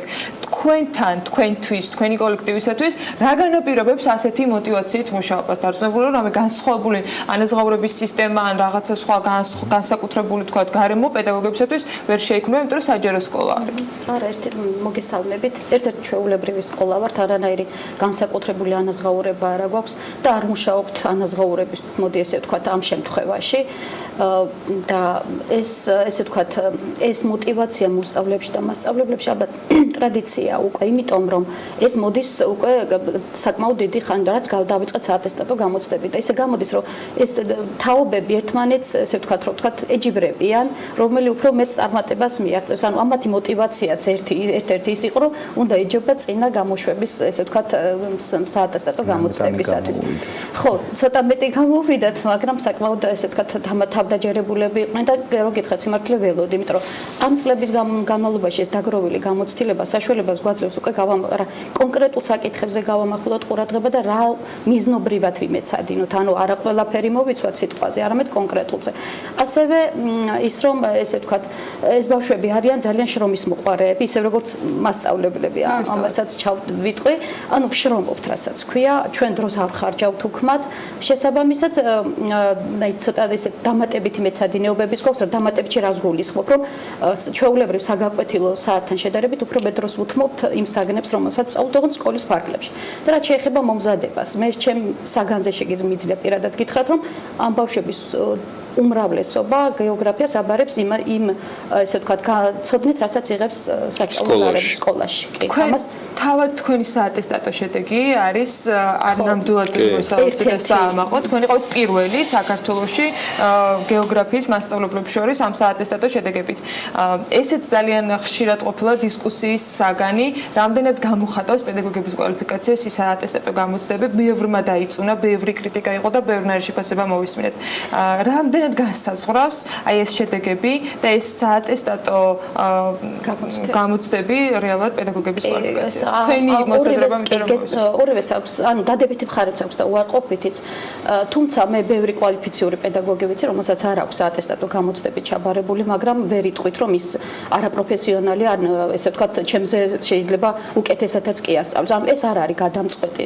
მოდი ესე ვთქვათ, თუმცა მეორე მხრივ ის არის, როდესაც იმ მინიმალურ ზღვარს ვერძლევს პედაგოგი საგნობრივ კომპეტენციაზე ვსაუბრობ, მაშინ ცოტა დამაფიქრებელია თვითონ პედაგოგისთვის რატომ ვერძლევს ამ შემთხვევაში. თუმცა არ არის ესე ვთქვათ მნიშვნელოვანი და გადამწყვეტი იმისთვის, რომ მასწავლებელმა თავის ცოდნა გადაცეს მოსწავლეებს და ესე ვთქვათ ასწავლოს. ხო, ოღონდ ამ ყველაფერთან ერთად ქალბატონებო და ბატონებო საუბრობს ადამიანი ხათუნა წასიძის სახით, რომელსაც სამივე კლასის საგნის პედაგოგი თვითონ გახავთ და გეოგრაფიაში 45-10-იანი და 24-9-იანია მიღებული. ამ სამივე კლასის პედაგოგი და საშუალო ქულა შესაბამისად გამოდის 9.5, რაც წარმოუდგენლად მაღალია. და ამ სამივე კლასის საგნის პედაგოგი თავად ქალბატონი ხათუნაა. უღრმესი მადლობა თქვენ ყველას. ბატონო მამუკა, არ მინდა როგორ რაიმე გამოვრჩეს სათქმელი, მე მინდა ის 13-ვე ჩამოვთვალო, თორსტები ერთ-ერთია მხოლოდ ბქ-აქა, მაგრამ თუ თქვენ გაქვთ რაიმე სათქმელი, გთხოვთ რომ ისარგებლოთ. მე ერთადერთი რაც დამჩა და აუცილებლად მივყვები ამას თქვენთან კონტაქტით არის რომ ინგლისურს მივაწვეთ რაც შეიძლება, მაგრამ რა და იქნება ამის ინფრასტრუქტურა გაგიჩნდეთ, იმიტომ რომ სხვა მხრივ არ ვიცი რა, იდეალურთან მიახლოებულია ეს ყველაფერი. ორ რაღაცას ვიცი. ამის საშუალება ნამდვილად გვექნება რომ ინგლისურზე გავამახვილოთ ყურადღება, იმიტომ რომ 1000 ლეულის გამოწვევის ფონდის ფარგლებში სკოლას უტარდება სრული რეაბილიტაცია. ჩაერთო მილენიუმი დიახ და ჩვენ დაცლილი გვაქვს შენობა და ეხლა გადასული ვარ დროებით უკვე სხვა შენობაში და წელს უკვე იწყება აი დღე-დღეზე ეს რეაბილიტაცია, ეს ერთი და მეორე. მე მინდა ვუთხრა ყველა მოსწავლეს, როგორც ჩემს მოსწავლეებს, საერთოდ მოსწავლეებს, რომ წარმატების მთავარი საიდუმლო არის სკოლაში. ცალსახად შემიძლია ვთქვა, არა რეპეტიტორთან მიღებული მომზადება, რომელიც ხდება 1 წელიწადში, ჰა 2 წელიწადში, არ განსაზღვრავს ახალგაზრდის წარმატებას და ცოდნას ცხოვრებაში. ჩვენ გვაქვს მონაცემები წლების განმავლობაში, რომელი მოსწავლეები და კურსდამთავრებულები არიან წარმატებულები, როგორც ეროვნულ გამოცდებზე, ასევე შემდეგ მის დამთავრებასთან სამსახურში და ასე შემდეგ. ეს სწორედ ის მოსწავლეებია, რომლებიც სკოლაში სწავლობდნენ წარმატებით. შეიძლება ისინი მედალოსნები არ იყვნენ, მაგრამ იყვნენ შრომელები, ჰქონდათ მათ საბაზისო ცოდნა და იმ ცოდნას როგორც ოლიმპიადებში, კონკურსებში, ასევე საათასტატო გამოცდებზე დებდნენ და ზუსტად იგივე მოსწავლეებს ჰქონდათ ძალიან მაღალი მაჩვენებელი ეროვნულ გამოცდებზე და სწორედ ისინი არიან, რომლებიც საქმდებიან შემდეგ. ასე რომ, წარმატება არის სკოლაში, საკლასო სივრცეში მიღებულ განათლებაში და არა 1 წელიწადში რეპეტიტორთან მიღებულ ცოდნაში, რაც არ უნდა ძლიერი იყოს რეპეტიტორი. და ბექა სტეფანიშვილთან ერთად, რომელიც ჩვენთან ერთად დღეს საქმიანი დილის სტუდიაშია, მინდა მასთან ერთად კიდევ იმ 12 წარჩინებული მოსწავლის სახელი და გვარი გითხრათ, რომლებმაც 4-ვე საგამოცდო საქანში 100%-იანი შედეგი აჩვენეს, ანუ სრულიათიანები მიიღეს. გვანცა ბალუხაშვილი, თამარ გორგიაშვილი, ბექა გურგენიძე, თამარ თევდორაძე, მარიამ კეკელია, ზურაბ მეტრეველი, ნინო მძელური, ბექა სტეფანიშვილი კიდევ ერთხელ ჩვენი სტუმარი, ანი ტომარაძე, ჯონი უბირია, ელენე კურდაძე, ნინო ჩიხრაძე, ანა ხეჩიაშვილი. მე მგონი არ გამორჩენია არავინ. სპეციალური მადლობა ამ ყველაფრისთვის რუსთავის მე-4 საჯარო სკოლის მესვეორებს, დირექტორს მამუკა ხამხაძეს და ხათუნა წასიძეს, რომელიც გახლავთ ამავე სკოლის გეოგრაფიის პედაგოგი, ასევე უმაღლესი შედეგებით. მადლობა ამ შესანიშნავი 13-ეულის მშობლებს, ესეთი შვილებისთვის და ეს დასტურია, რომ 13 თარსი არ არის ერთი და მეორე რომ ისინი საუკეთესონი არიან და ძალიან დიდი მომავალი აქვს. ეს ყველაფერი გადის ოჯახზე და სკოლაზე, სადაც ისინი სწავლობენ. მადლობა თქვენ მოგზაურობისთვის. წარმატებებს გისურვებთ. ჩვენ დარწმუნებული ვარ და მივყვებით კიდეც ამ ამბებს მომავალში. რუსთავის მე-4 საჯარო სკოლა იქნება ჩვენთვის ყოველთვის დაკვირვების ობიექტი ზუსტად იმ შედეგების გამო, რომელსაც ისინი აჩვენებენ. წარმატებები. რეკლამაზე გასვლის წინ კი ანა ეხლა კიდევ ერთ თემასთან დაკავშირებით მინდა რომ დასაფასებელი განათლების პატრონი რესპონდენტებით გაჯერებული რეპორტაჟი შემოგთავაზოთ და ეს არის შვეიცარიული უმსხვილესი კომპანიის შტუკის ოპერაციების მართვის დირექტორი ბრენთან ქვიგლი უშუალოდ კომპანიის მუშაობის 20 წლიანი გამოცდილებით, რომელიც საქართველოს ბაზარზე 15 წელია რაც მუშაობს. შედეგად ის საკმაოდ კარგად იცნობს ჩვენს ქვეყანასაც და არაერთხელ არის ნამყოფი უშუალოდ სვანეთში და როგორც თავად ამბობს საქართველოში არაერთი მეგობარი ყავს და საქართველოს მისთვის ერთ-ერთი საუკეთესო სამუშაო ადგილია. შტუკი ნენსკრაჰესის პროექტის მრჩეველი კომპანია ტექნიკურ საკითხებში, თუმცა ეს ნამდვილად არ არის კომპანიის პირველი პროექტი. მაყურებელს კი სწორედ შტუკის საქართველოში უმსხვილეს პროექტებს და რა თქმა უნდა ნენსკრაჰესის დეტალებს გავაცნობთ, ასე რომ ნახოთ რეპორტაჟი. ეს ნანდე დარსის ელექტროსადგურია. შვეიცარიის მთებში ერთ-ერთი უმსხვილესი პროექტი. 1.9 მილიარდ დოლარად შეფასებული ჰესი 900 მეგავატი დადგმული სიმძლავრით. სხვა კომპანიებთან ერთად შტუკი ერთ-ერთია, რომელიც მნიშვნელოვან როლს თამაშობს პროექტის განხორციელებაში. მისი დასრულება 2018 წელს არის დაგეგმილი, თუმცა პროექტს უკვე აქვს საერთაშორისო ჯილდო მოპოვებული მისი კონსტრუქციისთვის Major Tunneling Project-ზე. ჰეს 2 ძირითადი რეზერვუარი აქვს, მათგან ერთ-ერთი კი ჯერ კიდევ 1974 წელს აშენდა. ეს ის პერიოდია, როდესაც მსოფლიოში ჰიდროელექტროსადგურების მშენებლობა აქტიურ ფაზაში იყო შესული. ალფრედ შტუკის დაარსებული კომპანია კი შვეიცარიის ერთ-ერთი უმსხვილესი პროექტისთვის კაშხალს ამ ეტაპზეც აშენებს. კომპანიის არსებობის განმავლობაში შტუკის ინჟინერებმა და სპეციალისტებმა კაშხლებისა და ჰიდროელექტროსადგურების მშენებლობის გაფართოების და აღდგენის 100-ზე მეტი პროექტი შეიმუშავეს შვეიცარიაში და მის ფარგლებს გარეთ. ეს კი უკვე მსოფლიოში ყველაზე გრძელი გვირაბია. 2016 წლის 11 დეკემბრიდან ის შვეიცარიის ალპებს ჭრის და ერთმანეთთან აკავშირებს როგორც ქვეყნის 2 ნაწილს, ასევე ევროპის ჩრდილოეთ და სამხრეთ ნაწილს. თან ამას მსოფლიოში ყველაზე სწრაფად ახერხებს. კონსტრუქციაზე ამ შემთხვევაში შტუკის დედა კომპანიამ გრუნერმა იზრუნა. გრუნერ გრუპის წევრი 50 სხვადასხვა პროფესიის 1000-ზე მეტი სპეციალისტის ცოდნას და გამოცდილებას იყენებს ისეთი მასშტაბური პროექტებისთვის, როგორიც ეს უკანასკნელია.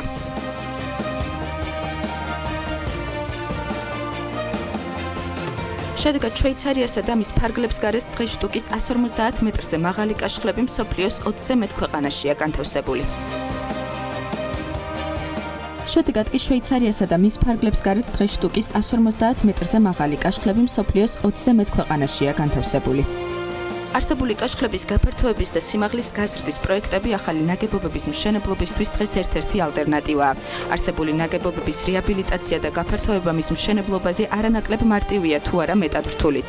კაშხლების უსაფრთხოება კი ამ პროცესების უმნიშვნელოვანესი კომპონენტია. ასე იყო საქართველოშიც. 1990-იანი წლების ბოლოს ენგურის კაშხლის რეაბილიტაცია სწორედ შვეიცარიის მთავრობისა და ევროპის რეკონსტრუქციისა და განვითარების ბანკის დახმარებით კომპანია შტუკის მეშვეობით განხორციელდა. შტუკის 91 წლიანი გამოცდილება საპროექტო, საკონსტრუქტორო და საკონსულტაციო მომსახურებასაც მოიცავს. მას კი საქართველოში კიდევ ერთი უმსხვილესი ნესკრას პროექტი ემატება. 130 მეტრი ქვანაყრე კაშხალი ნესკრას ხეობაში აშენდება და სწორედ ამ წყალსაცავიდან წყლის ნაკადი მთავარ გვირაბში მოხვდება. მოგესალმებით ბატონო ბრენდან, მადლობა ინტერვიუსთვის. პირველ რიგში კომპანია შტუკის საქართველოში ოპერირების ისტორიაზე გკითხავთ. როდესაც საქმიანობთ საქართველოში და თუ შეგიძლიათ რამდენიმე პროექტი რომ გამოყოთ? შტუკი საქართველოში 1990-იან წლებში შემოვიდა. ეს პოლიტიკური გაურკვევლობების პერიოდი იყო და სწორედ ამ დროს შვეიცარიის მთავრობამ გამოყო დაფინანსება, რომელიც ენგურ ჰესის უსაფრთხოების გაზრდას მოხმარდა. ჩვენი კომპანია ჰესის რეაბილიტაციისა და კაშხლის უსაფრთხოების პროექტში იყო ჩართული. მას შემდეგ საქართველოში 30-მდე პროექტში მივიღეთ მონაწილეობა, მათ შორის იყო ჟინვალის პროექტი. კერძოდ, ჩვენი სამუშაოები მოიცავდა როგორც კაშხლის უსაფრთხოებას, ასევე წყალსაცავის რეაბილიტაციას, ასე რომ საკმაოდ კარგად ვიცნობთ საქართველოს. თქვენ ახსენეთ კაშხლის უსაფრთხოება, რა ხდის შტუკს კვალიფიციურს და განსხვავებულ სამსფეროში, განსაკუთრებით კი საქართველოს კონტექსტში. საქართველოს გარემო შვეიცარიის მსგავსია. ჩვენ კომპანია საკმაოდ დიდი ისტორია აქვს კაშხლების უსაფრთხოების კუთხით მუშაობის. შტუკის ინჟინრები ოფიციალურად არიან დანიშნულები შვეიცარიის მთავრობის მიერ რამდენიმე კაშხლის უსაფრთხოების მაკონტროლებლად. ვეხმარებით მსოფლიოს სხვადასხვა ქვეყნების მთავრობებს, მათ შორის ჩინეთისას, იმისთვის რომ გაზარდონ მათი კაშხლების უსაფრთხოების პერიოდი. ვიცით მოთხოვნები, რომელიც საქართველოშია და უნდა აღვნიშნო, რომ ეს პროცესი ჩვენთვის ძალიან კომფორტულია. თუ შეგიძლიათ გარკვეული პარალელები გაავლოთ საქართველოსა და შვეიცარიაში განხორციელებულ პროექტებს შორის. ბოლო წლებში კაშხლების როგორც აშენების, ასევე რეაბილიტაციის კუთხით შვეიცარიაში ბუმია. ამჯერადაც ერთ პროექტზე ვმუშაობთ, რომელიც საქართველოში ნესკრა ჰესის მსგავსია. პროექტი შვეიცარიის ალპებში ხორციელდება. ჩვენს ინჟინრებს აქვთ საუკეთესო გამოცდილება მსგავს გარემოსა და გეოგრაფიულ მდებარეობებზე, როგორც მშენებლობის, ასევე რეაბილიტაციის კუთხით. ნესკრას პროექტის სქემა როგორია? კვლავ გავაგრძელებ პარალელს შვეიცარიასთან, რადგან როგორც აღვნიშნე, გარემო საკმაოდ მსგავსია. ნესკრა ჰესი საქართველოს საკმაოდ დიდი რაოდენობით ენერგიის წარმოების საშუალებას აძლევს. კერძოდ ნესკრა ჰესი ისეა დაპროექტებული, რომ ზამთრის პერიოდში მოხდეს ელექტროენერგიის გამომუშავება. ამისთვის სპეციალური კაშხალი აშენდება, რომელიც შექმნის წყალსაცავს ნესკრას ხეობაში. ეს წყალსაცავი შეივსება როგორც მდინარე ნესკრას, ასევე მდინარე ნაკრას წყლებით. წყალსაცავიდან წყალი დაახლოებით 15 კილომეტრის სიგრძის სადაწნეო გვირაბით მიეწოდება ჰესის შენობას. ტურბინებში გადამუშავებული წყალი კი გამწოვი მილის საშუალებით მდორედ შეუერთდება მდინარე ნესკრას და ბოლოს ენგურს. ტექნიკური კუთხით ნესკრა ჰესის პროექტი უსაფრთხოების უმაღლესი სტანდარტების დაცვით არის დაპროექტებული. ის მსგავსია იმ ბევრი პროექტისა, რაც შვეიცარიის ალპებში განხორციელებია. პროექტი იმითაცაა გამორჩეული, რომ წლის განმავლობაში საკმაოდ მცირე რაოდენობის წყალი რჩება წყალსაცავში. ის დაპროექტებულია იმგვარად, რომ ყველანაირ შესაძლო ბუნებრივ მოვლენას გაუძლოს, მათ შორის მაღალ ბალიან მიწისძვრებსა და წყალდიდობებს. ჩემი შემდეგი კითხვაც სწორედ გარემო პირობებს უკავშირდება. რამდენად გამძლეა კაშხალი მაღალმთიან პირობებში შესაძლო ბუნებრივი მოვლენების გათვალისწინებით? რა თქმა უნდა, სვანეთი მაღალმთიანი რეგიონია, სადაც გაცილებით უფრო მაღალია სხვადასხვა ბუნებრივი მოვლენების ალბათობა ვიდრე დაბაში. აქედან გამომდინარე, გარდა მიწისძვრებისა და წყალდიდობებისა, ჩვენ უნდა გავითვალისწინოთ ასევე მეწყერები და ზვავები. შესაბამისად, ჩვენ ძალიან დიდი დრო დავუთმეთ გარემოს დეტალურ შესწავლასა და შესაძლო რისკების შეფასებას.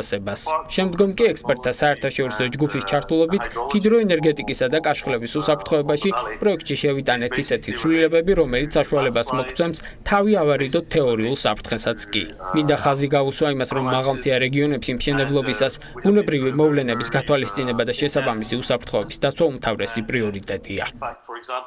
თქვენ ინტერვიუს დასაწყისში ახსენეთ, რომ შტუკის კომპანიის თანამშრომლები შვეიცარიის მთავრობამ დანიშნა რამოდენიმე კაშხლის უსაფრთხოებაზე პასუხისმგებელ პირად. თუ შეგიძლიათ ამის შესახებ უფრო დეტალურად გვიამბოთ.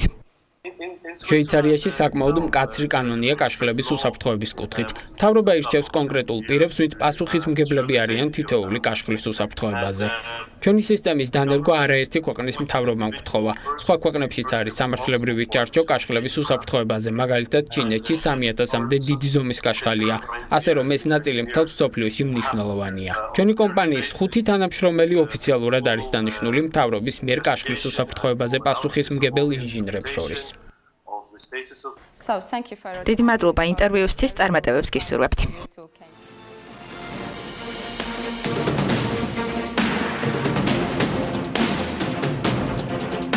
Georgian Healthcare Groups დირექტორთა საბჭოს ახალი წევრი ყავს უილიამ ჰუიეტი, საქართველოს ჯანდაცვის ჯგუფის საბჭოს ახალი დამოუკიდებელი, არააღმასრულებელი დირექტორი გახდა. ის ასევე Georgian Healthcare Group-ის სამეთვალყურეო საბჭოს წევრი და კლინიკების ხარისხისა და უსაფრთხოების კომიტეტის წევრად დაინიშნა. მოხარული ვარ დირექტორთა საბჭოში ახალი წევრის დანიშვნით. მას საკმაოდ დიდი გამოცდილება აქვს ჯანდაცვის სექტორში მუშაობის და მისი უნარები ღირებული იქნება საბჭოსთვის. დარწმუნებული ვარ, ის დიდ წვლილს შეიტანს ჯგუფის მუშაობაში, ამბობს ირაკლი გილაური, დირექტორთა საბჭოს თავმჯდომარე. სხვა შორის უილიამ ჰუიეტი McKinsey & Company-ში მუშაობდა, 28 წლიანი გამოცდილება აქვს McKinsey-ში მუშაობის. ის ასევე Rockefeller University-ის University of Virginia Darden School Foundation-ის და National Parks Conservation Association-ის საბჭოს წევრია. ჰუიეტი წლების განმავლობაში ბერკლის სკოლების ზედამხედველის პოსტსაც იკავებდა. საკმაოდ გამოცდილი გუნდის წევრის და კადრის შენაძენია Georgian Healthcare Group-ის დირექტორთა საბჭოში და სწორედ ეს იქნება ალბათ საფუძველი საიმისოდ, რომ დავაანონსო ტელე პირველზე, რადიო ჰერეთზე და რადიო თბილისის საშუალებითაც გვისმენთ ბიზნესის და ეკონომიკის სიახლეების მეორე ბლოკი, რომელსაც ანა ლაპიაშვილი წარმოგიდგენთ. და სანამ ამ ბლოგს გაგაცნობთ, იქამდე მინდა რომ საქართველოს ეროვნული ბანკის პრეზიდენტის მიერ სულ რამდენიმე დღის წინ და კიდევ ერთხელ გუშინ გავრცელებული განცხადება გაგაცნოთ, რომლითაც საქართველოს ეროვნული ბანკი მოუწოდებს მოსახლეობას, რომ გადაამოწმონ ის ფინანსური საკუთარი აქტივების განთავსების პრინციპში საფუძვლიანობა, ყველა ის პირობა, რომელსაც მათ სთავაზობენ და გამორიცხონ ყველა შესაძლებლობა, რომელიც შესაძლოა ფინანსურ პირამიდას შეეხებოდეს. ამავე პოტენციური რისკების შეფასების მიზნით კი ასევე ეროვნული ბანკი მოუწოდებს მოსახლეობას, რომ გადახედონ უკვე არსებულ ხელშეკრულებებს იმისათვის, რომ გაერკვნენ რამდენად სანდოდ აქვთ განთავსებული საკუთარი დანაზოგები. ფინანსური პირამიდის ნიშნების ტარების შემთხვევაში ისინი მოუწოდებენ მოსახლეობას, რომ თავი შეიკავონ საკუთარი სახსრების განთავსებისაგან და ეროვნული ბანკი კიდევ ერთხელ აფრთხილებს მოსახლეობას, რომ თანხების დაბანდებამდე და მათი დაკარგვის რისკის თავიდან აცლების მიზნით აუცილებლად გამოიჩინონ განსაკუთრებული სიფრთხილე და მიიღონ გონივრული და ინფორმირებული გადაწყვეტილება, ასევე თანხის დაბანდებამდე აუცილებლად გაითვალისწინონ, რომ მაღალი სარგებელი სხვა თანაბარ პირობებში გულისხმობს ასევე მაღალ რისკს. იზრუნეთ ხვალინდელზე დღეს. დამატებითი ინფორმაციისთვის დაუკავშირდით საქართველოს ეროვნული ბანკის ცხელხაზს 2-406-406. დაფიქრდით, როცა თქვენი შრომით მოპოვებული ფულის დაბანდების შემთხვევაში რომელიმე კომპანია საეჭვოდ მაღალ საპროცენტო განაკვეთს გთავაზობთ. არანდოთ თქვენი დანაზოგი ორგანიზაციებს, რომლებზეც არ გაქვთ ამომწურავი ინფორმაცია. წინააღმდეგ შემთხვევაში არავინ იცის, სად დაიხარჯება თქვენი ფული და დიდია ალბათობა, რომ თქვენ ვერაფერი მიიღოთ. დაზოგეთ სწორად, იზრუნეთ ხვალინდელზე დღეს. დამატებითი ინფორმაციისთვის დაუკავშირდით საქართველოს ეროვნული ბანკის ცხელხაზს 2-406-406.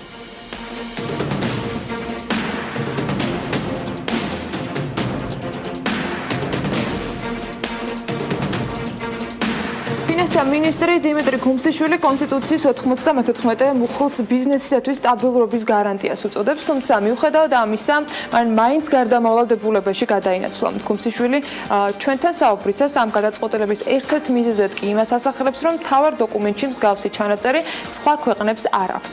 მინისტრი მიიჩნევს, რომ ამ ნაბიჯით საქართველოს საინვესტიციო გარემო არ დაზარალდება.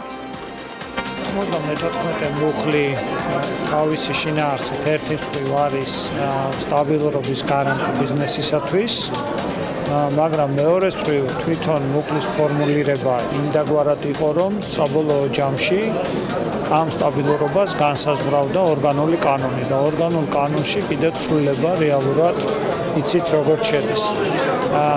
სოფლიოში არ არის კონსტიტუცია, სადაც აღნიშნული დათქმა იქნებოდა. ამიტომ იქნა მოძებნილი შუალედური გამოსავალი, რომელიც შუალედური გამოსავალი დღეს არის უკვე ასახული კონსტიტუციის დრაფტში. ყველა მიმართულებით, ბიზნეს გარემოს მიმართულებით, საინვესტიციო გარემოს მიმართულებით, კიდაც გადასახადების მიმართულებით, ჩვენ გაქვს ყარად ჩამოყალიბებული ხედვა, რომ ყველა ამ მიმართულებით სიტუაცია ჩვენ ქვეყანაში წლიდან წლამდე უნდა გაუმჯობესდეს და მე მგონი უკვე დისკუსია გამოგვივიდა მე და თქვენ თბილისის მერის განცხადებით ქვეყნის მასშტაბით ტაქსების რეგულირება აუცილებელია, თუმცა ამ საკითხზე საბოლოო გადაწყვეტილება ჯერ მიღებული არ არის. როგორც დავით ნარმანიამ ჟურნალისტებს გაუნცხადა, სხვადასხვა ორგანიზაციების ჩართულობით კვლევა ჩატარდა, რაც ეტაპობრივი რეგულირების საფუძველი იქნება. რეგულაციების დასაწესებლად კი გარკვეული ვადები თბილისის მერს არ დაუსახელებია. სამ თვეში სახელმწიფო ბიუჯეტიდან შრომის ანაზღაურებაზე 15,600,000-ით ნაკლები დაიხარჯა, ამასთან 8 მილიონი ლარით ნაკლები დაიხარჯა საქონლის და მომსახურების მუხლში. ფინანსთა სამინისტრო შრომის ანაზღაურებაზე ხარჯების შემცირებას განხორციელებული ოპტიმიზაციით და ადმინისტრაციული ხარჯების შეზღუდვით ხსნის. ნაერთი ბიუჯეტის ხარჯვითმა ნაწილმა პირველ კვარტალში 2,630,000,000 ლარი შეადგინა, რაც წლიური გეგმის 21%-ია. ენერგეტიკისა და წყალმომარაგების მარეგულირებელი კომისიის წევრს ვადის ამოწურვის შემდეგ შეიძლება უფლებამოსილება გაუგრძელდეს. ამის საშუალებას კი ელექტროენერგეტიკისა და ბუნებრივი გაზის შესახებ კანონში დაგეგმილი ცვლილებების პროექტი იძლევა, რომელიც პარლამენტს ენერგეტიკის სამინისტრომ წარუდგინა. მოქმედი კანონით მარეგულირებელი კომისიის წევრი პარლამენტის მიერ 6 წლის ვადით ირჩევა. კომისიის შემადგენლობაში 5 წევრია. კომისიის წევრთა კანდიდატურებს კი პარლამენტს პრეზიდენტი მთავრობასთან შეთანხმებით წარუდგენს. ამასთან კომისია უფლებამოსილია მიიღოს გადაწყვეტილებები თუ სხდომას არანაკლებ 3 წევრი ესწრება. IDFI შემოსავლების სამსახურის წინააღმდეგ აკეთებს განაცხადს 2015 წლის 16 აპრილს ინფორმაციის თავისუფლების განვითარების ინსტიტუტმა საჯარო ინფორმაციის მიღების შესახებ განცხადებით შემოსავლების სამსახურს მიმართა და მოითხოვა ინფორმაცია იმის შესახებ, რომ განხორციელდა თუ არა შემოსავლების სამსახურის მიერ საქართველოში არსებული თითოეული თავისუფალი ინდუსტრიული ზონის შემოწმება და ასეთი შემოწმების განხორციელების შემთხვევაში მოითხოვა მათი ამსახველი დასკვნები და ოქმები. 2015 წლის 4 მაისის წერილით შემოსავლების სამსახურმა უარი განაცხადა ამ ინფორმაციის გაცემაზე და აღნიშნეს, რომ ის წარმოადგენდა საგადასახადო საიდუმლოებას. ამის შემდეგ უკვე IDFI-მ სასამართლოს მიმართა, როგორც წარიმართა პროცესი და რა შედეგები დასრულდა ამასთან დაკავშირებით ინფორმაცია უახლოეს მომავალში ხდება ცნობილი. ჩვენ მიერ მოთხოვნილი ინფორმაცია არ შეეხებოდა ფინანსურ საკითხს, არ იყო ინფორმაცია, რომელიც შეიძლებოდა მოპოვებული ყოფილიყო გადასახადების ადმინისტრების პროცესში, რადგან ჩვენ მოვითხოვდით მხოლოდ ინფორმაციას იმის შესახებ, შემოსავლების სამსახურმა მოახდინა თუ არა შემოწმება ყველა თავისუფალი ინდუსტრიული ზონის მანამ სანამ ხდებოდა მათი გაშვება.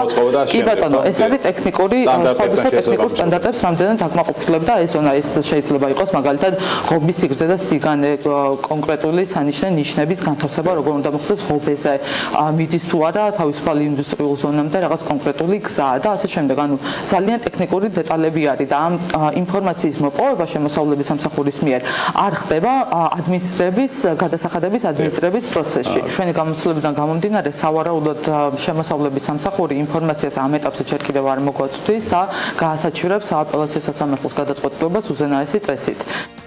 ბიზნეს სიახლეების ამ მოკლე ბლოკის შემდეგ უკვე დრო არის გავიგოთ რა ხდება საერთაშორისო სავალუტო ბირჟებზე, ამას უკვე შოთა გაგვაცნობს. მოგესალმებით. ევროს ფასი დოლარისთვის დოლარსა და 13 ცენტს აცდა, რაც ყველაზე მაღალი მაჩვენებელია 14 ივნისის შემდეგ. ევროს ფასი გაიზარდა მას შემდეგ, რაც ევროპის ცენტრალური ბანკის პრეზიდენტმა მარიო დრაგიმ თქვა, რომ ევროზონაში ინფლაციაზე გავლენის მომხდენი ფაქტორები დროებითია და შესაბამისად ბანკს მისი უგულებელყოფა შეუძლია.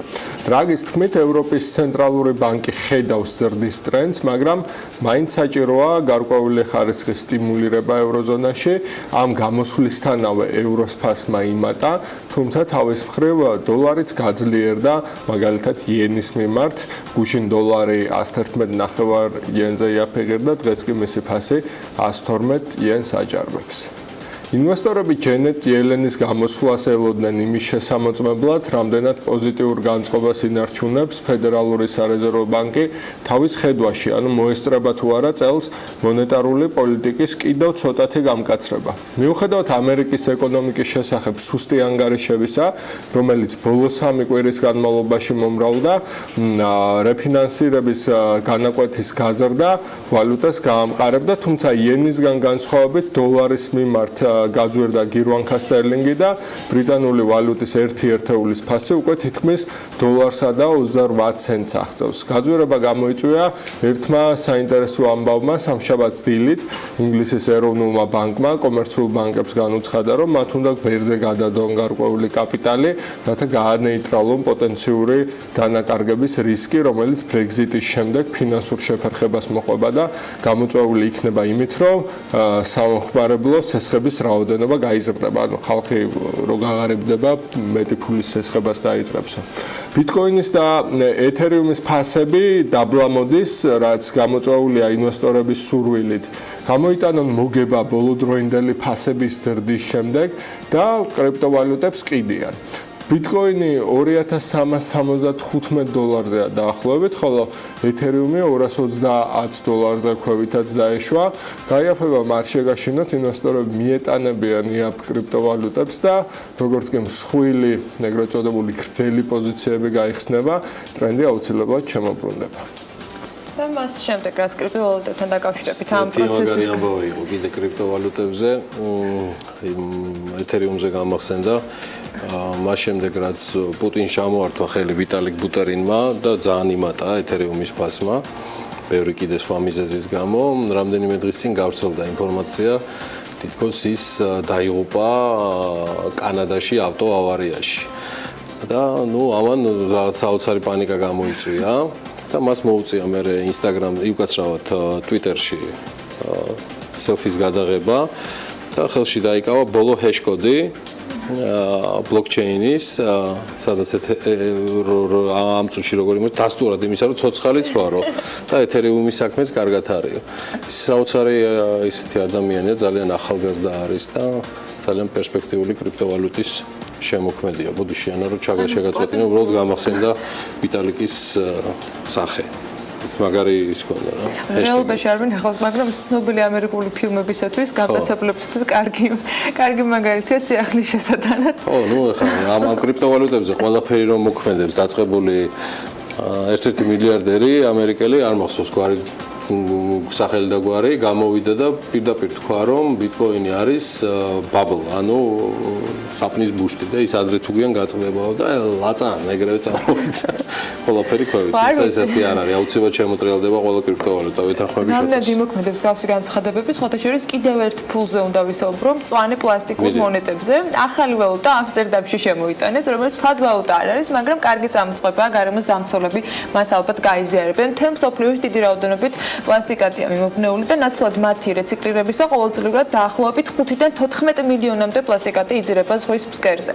ხოდა სორტირებული გადაყრის სისტემა ერთ-ერთი ვთქვათ მეთოდი არის იმისთვის რომ ამას თავი ავერიდოთ, თუმცა ერთი შეხედვით ამ პრობლემის მოგვარების გზა ის მთლად არ გამოდგა. მაგალითად ამსტერდამის ერთ-ერთ გარეუბანში ასეთი მეთოდი გამოიგონეს, რომ შესაძლებელია მიიღოთ მწვანე ჩანთები, რომლებშიც არასასურველი, ანუ გადასაყრელი პლასტიკატები შეგროვდება. გადამუშავების შემდეგ ეს პლასტიკური მონეტები იქნებიან უკვე ამ ნაგვიდან მიღებული. მონეტების გამოყენება კი ადგილობრივ ბიზნესში იქნება შესაძლებელი გადასახადებისათვის და ან ფასდაკლების მისაღებად. 30-მდე ბიზნესი უკვე ჩაერთვა ამ წამოწყებაში, როგორც ამბობენ, საქმეში კი ჩართულია 700-მდე ადგილობრივი სახლის წარმოება, ძირითადად ხილის და ბოსტნეულის გამყიდველები და ასე შემდეგ. პროექტმა რეალურად შეცვალა და პრინციპში ახალი დასაწყისი მისცა ადამიანთა ქცევას და როგორც მსოფლიო ეკონომიკური ფორუმის ვიდეო გვეუბნება, ადამიანები თავად აღნიშნავენ, რომ ისინი უფრო ნაკლებ პლასტიკატს გამოიყენებენ ამის შემდეგ და ამასთან გამოყენებულ პლასტიკატებს გადამუშავებისათვის აგროვებენ იმისათვის, რომ გარკვეული სარგებელი მე თავადაც მიიღონ, ან შესაძლოა უფასოდ აიღონ პროდუქტი, ან ხასდაკლებთ, იმიტომ რომ ფაქტობრივად უფასოდ გამოდის, იმიტომ რომ მხოლოდ იმ პლასტიკატების შეგროვებაზე საუბარი, რომელიც ჩვენ აღარ გვჭირდება და უმეტეს შემთხვევაში უბრალოდ ნაგავში ვყრით ხოლმე. მე მგონი, კარგი იდეა არის და ბევრ ქვეყანას და ბევრ ქალაქსაც გამოადგებოდა და კარგი შესაძლებლობა იქნებოდა მწვანე მონეტებით გარკვეული სარგებლის მიღების. აი ასეთი ამბები გვაქვს უკვე ევროპიდან, კრიპტოვალუტებთან დაკავშირებითაც ველოდებით უკვე კვირის ბოლოსთვის სიახლეებს. ნახოთ როგორი იქნება ეს ამბები, თუმცა არანაკლებ საინტერესო თემებზე უნდა გავაგრძელოთ საქმიანობაში საუბარი და ეს მხოლოდ რეკლამის შემდეგ იქნება რამდენიმე წუთში დაგიბრუნდებით.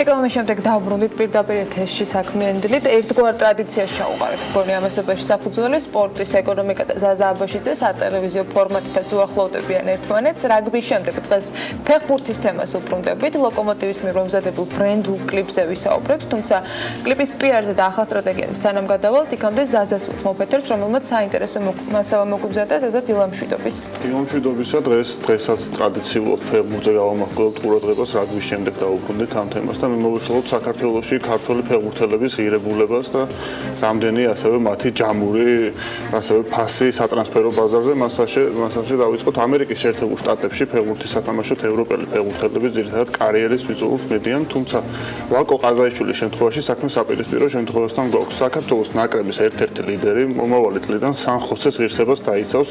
ამ ტრანსფერის ღირებულება კი არაოფიციალური ინფორმაციით 2 მილიონი ევრო არის. სანამ სატრანსფერო ბაზარი კიდევ უფრო გახურებულა, გადავწყვეტთ 10 ყველაზე ძვირადღირებული ქართველი ფეხბურთელი წარმოგიდგინოთ. მას ასე. მე-10 ადგილზე ვალერი გვილია. იგი ბორისოვის ბატეს ღირსებას იცავს და მისი ღირებულება 900,000 ევროს შეადგენს.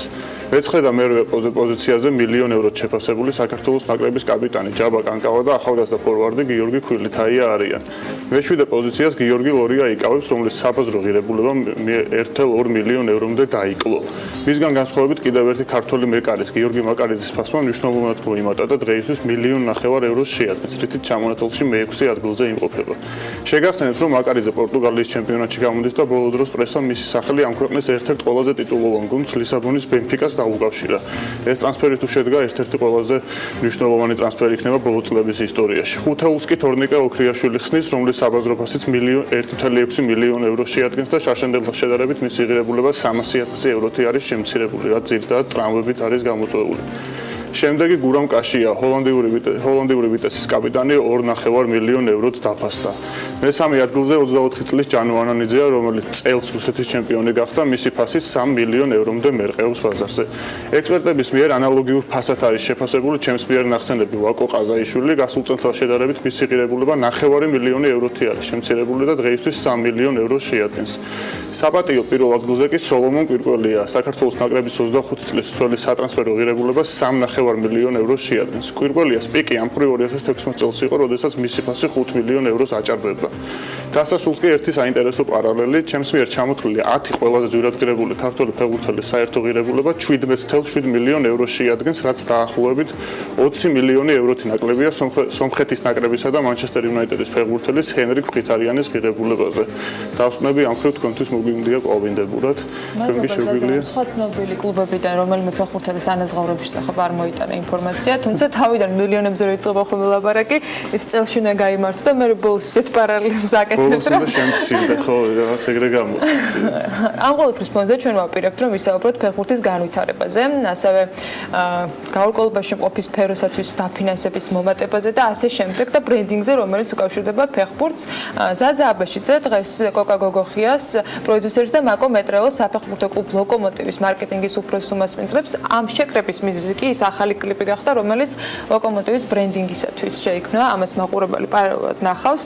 მოგესალმებით, ზაზა, გით მოფეთერს, თუმცა იქამდე დაგისვა მკითხოთ. რატომ გადაწყვეტეთ, რომ ლოკომოტივის ბრენდინგი ახალი ეტაპით დაწყებულიყო და ეს კლიპი რისთვის შეიქმნა? დიდი მადლობა მოწვევისთვის და ძალიან გვიხარია რომ დაინტერესდით ამ ჩვენი ახალი რგოლით. ზოგადად ლოკომოტივმა ახალი სეზონი, საფეხბურთო სეზონი დაიწყო ახალი ბრენდინგით. ბრენდინგი, ریبرენდინგი ასე ვთქვათ, განახორციელა ერეკლე ინაიშვილმა, რომელმაც შექმნა ახალი ლოგო, შესაბამისად გაჩნდა ყველაფერი ახალი, გაგვიჩნდა ახალი საიტი, გავხდით უფრო აქტიურები, ინფორმაციის გადინება არის უფრო აქტიური, ჩვენ უამრავი აქტივობა გვაქვს, იგივე მარკეტინგული თვალსაზრისით თუ PR აქტივობა და შესაბამისად გაჩნდა მოთხოვნა ამისი, რომ ჩვენ მოგვეზიდა გულშემატკივარი, რომელიც სამწუხაროდ დღეს ქართულ კლუბებს აკლიათ. და მივმართეთ Alter Vision Groups, რომლის წარმომადგენელიც არის კოკა და კლიპზე ალბათ ის უფრო დეტალურად ისაუბრებს, თუმცა მანამდე მინდა შევეხო რაღაც იმ დეტალებს, რისთვისაც მოხდა ეს. ანუ ჩვენ ვაკეთებთ ფან კლუბს და ამის საფუძველი უკვე ჩაყრილია და ეს კლიპი იქნება ამის საწყისი, რომ მოვიზიდოთ მეტი კომაგი დღეს კლუბში. ეს ერთადერთი აქტივობა არ იქნება დარწმუნებული ვარ, კიდევ რას გვიმზადებს? რა თქმა უნდა, ჩვენი ასე ვთქვათ, მიზანია, რომ სხვადასხვა ფეხბურთელები არიან დღეს სხვადასხვა აქტივობებში ჩართული. სოციალური პასუხისმგებლობის თვალსაზრისით იქნება ეს თუ გაგვიჩნდა ახალი რუბრიკები, რომელიც мотивაციას გაუჩენს ახალ ფეხბურთელებს, იმ 200 ბავშვს, რომელიც დღეს ლოკომოტივის აკადემიაში სწავლობს, თუ ჩვენს პირველი გუნდის ფეხბურთელებს, თუ სხვა ასაკობრივ გუნდებს და ამის ბაზაზე შეიქმნება ჩვენ გვაქვს საგურამოში ბაზა ლოკომოტივის, სადაც ჩატარდება ფან-კემპი. ამ ფან-კემპის განმავლობაში გადამზადებიან ჩვენი კომაგები, რომლებიც დარეგისტრირდებიან. ხო, უკვე მომავალი კომაგები, ასე ვთქვათ, რომლებიც ჩვენი საიტის მეშვეობით დარეგისტრირდებიან ჩვენ ფან-კლუბში. ისინი შეისწავლიან სხვადასხვა ჩვენს სლოგანებს, ჰიმნს, ისწავლიან სტადიონზე მოქცევის წესებს. კარატეს. და ეს ყველაფერი ბოლო-ბოლო გამოიღებს იმ შედეგს, რომ ჩვენ ვიქნებით ერთიანი დიდი რაღაც გაერთიანება, რომელიც ჩვენ საშინაო თუ საგარეო თამაშებზე აქტიურად უკომაგებს ჩვენს გუნდს. უცხოური მოდელი არის ეს, იმიტომ რომ იქაც ესე არის, მარტო საფეხბურთო მოედნით და რაც პირველი გუნდით არ შემოიფარგლება ხოლმე კლუბის აქტივობა და ამ მხრივ კოლკასთან იქნება საინტერესო გაგრძელება ამ თემის უშუალოდ დეტალები, რაზე გამახვილდა ყურადღება და კლიპის შემთხვევაშიც და მთლიან ბრენდინგის ნაწილში რაც მიაქციათ ყურადღება იქიდან გამომდინარე რომ შენ და შენი ორგანიზაცია იყავით ამის ასე ვთქვათ სულის ჩამდგმელები და განმახორციელებელები. მეც მოგახსენებდა ამაგერად მადლობას იმისთვის რომ ეთერი დავუთმეთ ამ თემას რომელიც ჩვენთვის ძალიან საინტერესოა. დავიწყებ თავიდან მოკლას ჩვენ დავკავშირდა საფეხბურთო კლუბი ლოკომოტივი და გითხრა რომ უნდა დავხმარებოდით არა მხოლოდ აუდიო და ვიდეო ბრენდინგში, არამედ მთელ საკომუნიკაციო სტრატეგიის შედგენაში. ეს ძალიან სასიამოვნო ინფორმაცია იყო ჩვენთვის, ვინაიდან პირველ რიგში ეს თემა ჩვენთვის ძალიან ახლო და ძალიან საყვარელია და ძალიან გაგვიხარდა ის, რომ ამ თემაზე მოგვიწევდა მუშაობა და მეორე მნიშვნელოვანი მომენტი ის ფაქტი, რომ საქართველოს ქართულ ფეხბურთში არსებობს მოთხოვნილება ამ ყველაფრის შექმნის და არსებობს გუნდი, რომელიც ამ ყველაფერს აკეთებს, ეს ორმაგად სასიხარულო იყო და შესაბამისად ორმაგად საპასუხისმგებლო გახდა. ჩვენმა გუნდმა იმუშავა ამ თემაზე და ჩვენ შევადგენთ ახალი საკომუნიკაციო სტრატეგია, რომლის მთავარი სლოგანი არ შეიქმნა ქართულად და ინგლისურ ენებზეც, ეს არის ლოკომოტივი, ლოკო გამარჯვების მატარებელი და ინგლისურად train to glory. ამ შემთხვევაში ინგლისურ სლოგანს ლოკო არის აბრევიატურა? ლოკო შემოკლებით კი, როგორც იუვენტუს შემთხვევაში. ესე იგი ესპანელებს რო ეთამაშებით, გიჟებათ ჟღერთ. შეიძლება, არ გამოვიწყო. რაც შეეხება train to glory-ს, ამ სლოგანს ორმაგი დატვირთვა აქვს, ვინაიდან ამ შემთხვევაში train შეიძლება იყოს სახმული როგორც მატარებელი, რომელიც შესაბამისად არის ლოკოს სიმბოლო და აგრეთვე train, რომელიც აუცილებელი ნაწილი არის წარმატების, ეს არის ვარჯიში. ასევე შეიქმნა სლოგანი ახალგაზრდული აკადემიისთვის, ეს არის train to your future, ამ შემთხვევაშიც იგივე დატვირთვა აქვს და შევქმნით სლოგანი ასევე ფან კლუბისთვის, რაც არის ატარე ლოკო, ატარე როგორც მაისური, ატარე როგორც მატარებელი, ატარე გულში, ბევრი დატვირთვა აქვს ამას. მაგრამ სანამ ამ ნაწილზე ვართ, მუსიკის ნაწილზე შეგვიძლია ყურადღება გავუხსნათ, ვინ არიან ავტორები, ერთ-ერთი ყველაზე გამორჩეული ნაწილია ბრენდინგის, რომელიც აუცილებლად. ამ საკომუნიკაციო სტრატეგიას მოყვა აუდიო ბრენდინგი, რომელზეც იმუშავეს საჩიკო გულედანმა და ბექა ჯაფარიძემ. დაწერეს ჰიმნი, რომელმაც ძალიან პოზიტიური გამოხმაურება გამოიწვია. შემდეგ ჰიმნს კი მოყვა ვიდეო. ვიდეოზე იმუშავა ერთ-ერთმა გამოჩენილმა ქართულმა რეჟისორმა სფეროში, იუგო მორისმა. ჩვენ ეს ვიდეო ავტვირთეთ თუ არ ვწდები, სულ რაღაც ერთი კვირაა და უკვე ძალიან დიდი ძალიან პოზიტიური გამოხმაურება მოყვა მთელ სოციალურ სივრცეში. არ აქვს მნიშვნელობა ადამიანი ვისი მხარდამჭერია, უბრალოდ ის ფაქტი, რომ ესეთი დონის ვიდეო, ესეთი დონის აქტივობა, ესეთი დონის კამპანია დაიწყო, უკვე ძალიან კაი გამოხმაურება აქვს მომხმარებლებს შორის და ხალხი უკვე სერიოზულად განიხილავს ამ fan base-ის. მე მგონი მართლა ვინ ვისი გულშემატკივარია ამის მნიშვნელობა არ აქვს ამ შემთხვევაში, იმიტომ რომ მე ყოველ შემთხვევაში შემიძლია ვთქვა, რომ ფეხბურთის ხომაგი ვარ და ძალიან იშვიათად ან საერთოდ არ მახსენდება ქართულ ფეხბურთში მსგავსი, ასე ვთქვათ, ევრო სტანდარტების დონის ბრენდინგი, რომელიც ერთგვარი გამოწვევა სხვა კლუბებთან, რომ რაღაც კონკურენტულ გარემოში იყო და ამავდროულად სასიამოვნო და აი სწორედ ამ ნაწილზე მაინტერესებდა. ლოკომოტივი პრინციპში არის ერთ-ერთი ის იშვიათი კლუბი, მოქმედი კლუბებიდან, ვინც ამას, ასე ვთქვათ, ჩაუყარა საფუძველი, ნუ მე სხვა შემთხვევაში ვერ მოვიძიე ესეთი შეკრული ინფორმაცია. თუ აპირებთ მომავალში ასაპირებთ ამ მხრივ რა მიმართულებებით. უამრავი გეგმა არის მომავალში და გვინდა რომ კონკურენტულ გარემოში ვიყოთ და რაღაც სხვებმაც მოგვბაძონ, სხვა საფეხურზე გადავედით, ესე მგონია, იმიტომ რომ ქართულ საკლუბო სფეროში არ ყოფილა მსგავსი შემთხვევა. თანაკლებოში ძალიან დიდი ხნით იყო ბოლოს ჩვენ ერთი გუნდი ვართ რო იყო ეს. და ამიტომ უამრავი გეგმა გვაქვს, უამრავი სხვადასხვა აქტივობა გვაქვს. მაგრამ იმ ვიდეოსთან შედარებით ეს ბევრად კარგია, ამიტომ მგონია რომ გაცილებით კარგი. დილამას ხო ყავდა რაღაც ფანკლუბი, გლადიატორები. ფანკლუბები ყავს. კიევში დადიოდა საჩუბრად უცემდა. ანუ ჩვენ გლადიატორობა არ გვინდა, ჩვენ გვინდა ჯანსაღი ფანები, ჯანსაღი აი ფან კემპის სწორედ მაგ მიზანს ემსახურება 16 და 17, რომელიც გაიმართება მას შემდეგ რაც რეგისტრაციას გაივლიან. ლოკომოტივის Facebook page-ზე შევიდნენ, იქ ნახავენ მოლს გაივლიან რეგისტრაციას და გვინდა რომ ფანებმა ისწავლონ სწორი მოქცევა, სწორად ქომაგობა, რაც ერთიორად გაზდის დარწმუნებული ვარ ფეხბურთის დონეს, იქნება ბევრად დიდი мотиваცია, იმიტომ რომ სამწუხაროდ ჯერჯერობით საქართველოს ჩემპიონატს ნამდვილად დაკლია გულშემატკივრები, განსაკუთრებით თბილის, ვინაიდან რეგიონებში ჯერ კიდევ ხალხი დადის, კარგი მაგალითი იყო სწორედ ლოკომოტივის მატჩი ბათუმთან, სადაც გადაჭედილი იყო არა მხოლოდ სტადიონი, არამედ მისი მიმდებარე ტერიტორია.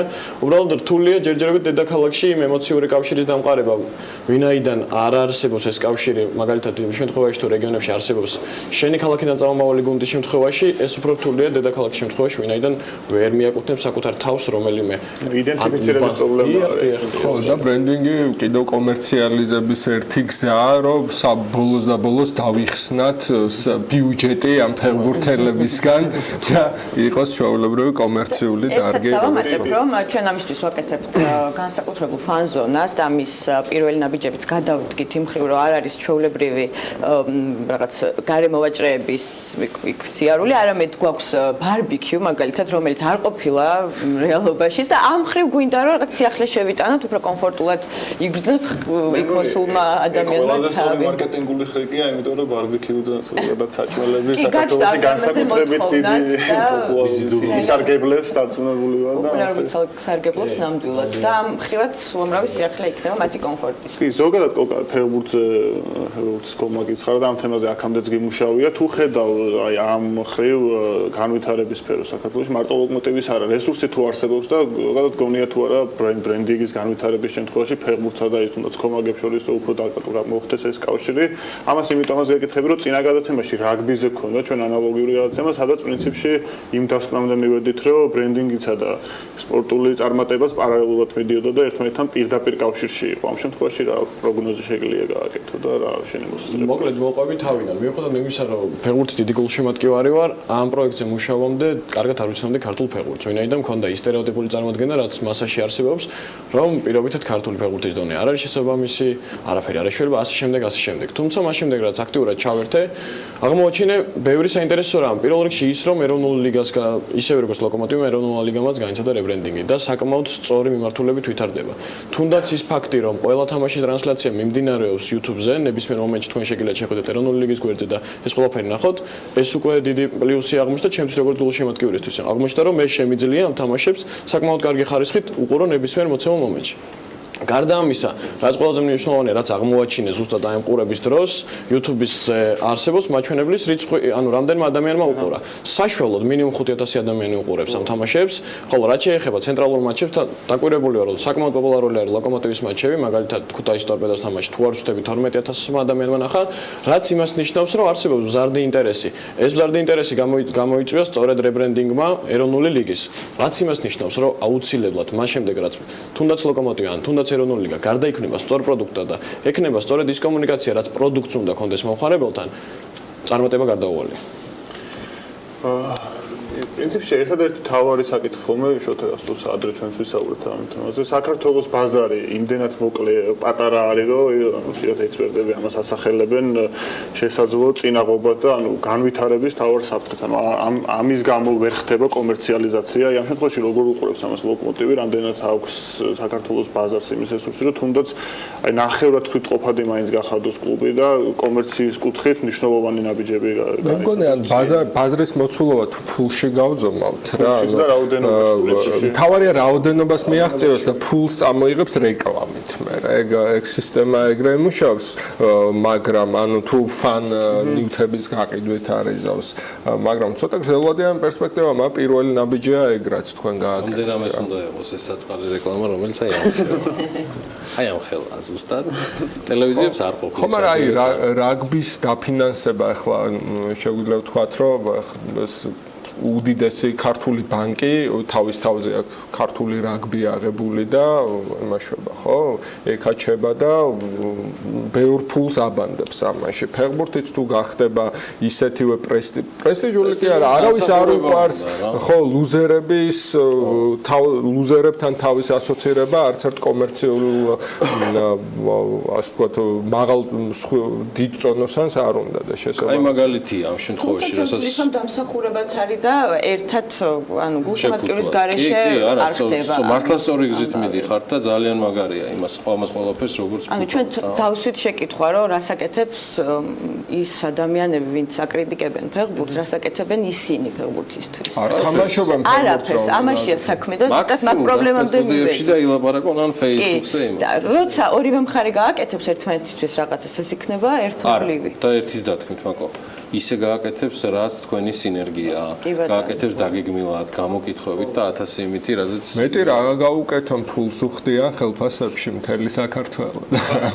კარგი ერთი კითხვითაც ვისარგებლებ რა ხარ მაკომეტრეული ჩვენთან არის ამას წინათ თო ნახე ინფორმაცია შეშფოთებულიც იყავი ზუკას თასთან დაკავშირებით პრობლემები იყო თუ მოიხსნა თუ რა ეტაპზე ვართ ანუ სტატუსი რა არის ზუკას თასი არის ცოტა სხვა ფორმატის შეჯიბრება სადაც აუზე ხდება ეს მოქმედება ან ტრიბუნებს არ ვიყენებდით აქამდე 11 წელი გავიდა ისე რომ ტრიბუნა არ გამოგვიყენებია რადგანაც იქ რაღაც სხვა კომუნიკაცია მიმდინარეობს სამწუხაროდ ვერ მოგვარდა ეს პრობლემა კიდევ მოგვარდა ხო ნუ დასრულდა ზუკას თასი თუმცა პრობლემა დარჩა პრობლემა და იმედი გვაქვს რომ მე-12 ზუკას თასი ზუკას თასი ცოტა სხვანაირად ჩაევლის მადლობა მაკომეტრეველს მადლობელი ვარ კოკა გოგოხიასი სასიამოვნო იყო გაცნობა კოკა და კომუნიკაცია ზაზას განსაკუთრებული მადლობა როგორც ამ რუბრიკის სამყაროს დავხვეწ მივხვეწ მოხვეწ გულისხმობ ცალკე ლოკაცია იქნება და მეტი ასპარეზი ზაზა აბაშიძეს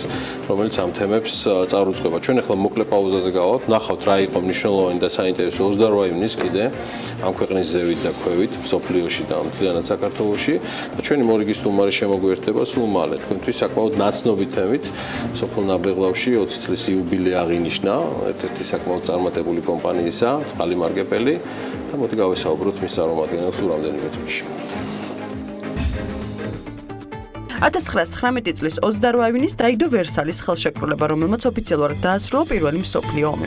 სამშვიდობო შეთანხმებას ხელი მოეწერა ვერსალში. პირველმა მსოფლიო ომმა მნიშვნელოვნად შეცვალა მსოფლიო რუკა. გერმანიამ დაკარგა აფრიკისა და აზიის კოლონიები, ასევე ელზასი და ლოტარინგია. ძლიერ გერმანიის იმპერიას ჩაენაცვლა არასტაბილური ღატაკი ვაიმარის რესპუბლიკა, რომელმაც 1933 წლამდე იარსება.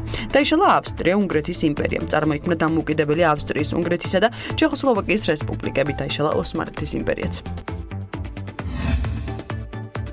სტოუნუოლის ჯანყი. ამ სახელწოდებით შევიდა ისტორიაში სისხლიანი კონფლიქტების სერია ქალაქ ნიუ-იორკის პოლიციასა და გეი და ტრანსსექსუალების ჯგუფებს შორის, რომელიც 1979 წლის 28 ივნისს გამთენიისას დაიწყო და რამდენიმე დღე გაგრძელდა.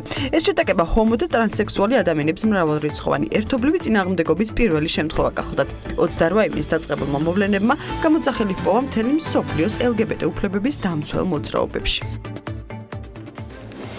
უალკოჰოლო სასმელების ქარხანა დღეს სოფელ ნაბეღლავში 20 წლის საიუბილეო თარიღთან დაკავშირებით საქართველოს პრემიერ-მინისტრმა გიორგი კვირიკაშვილმა ჯერ კიდევ გასულ დღეებში, ანუ შაბათს გახსნა 20000 კვადრატულ მეტრზე მდებარე თანამედროვე სტანდარტებით აღჭურვილი ქარხანა აწარმოებს როგორც მინერალურ წყლებს, ასევე ლიმონადს, ცივ-ჩაის და რაუხის ბრენდის ქვეშ წვენებს. პროდუქცია მსოფლიოს სარეალიზაციოდ რამდენიმე ქვეყანაში გავა მსოფლიოს მასშტაბით და სხვა შორის პროექტი ავსტრიელი და შვეიცარიელ პარტნიორებთან ერთად იმბიარდის თანამონაწილეობით განხორციელდა.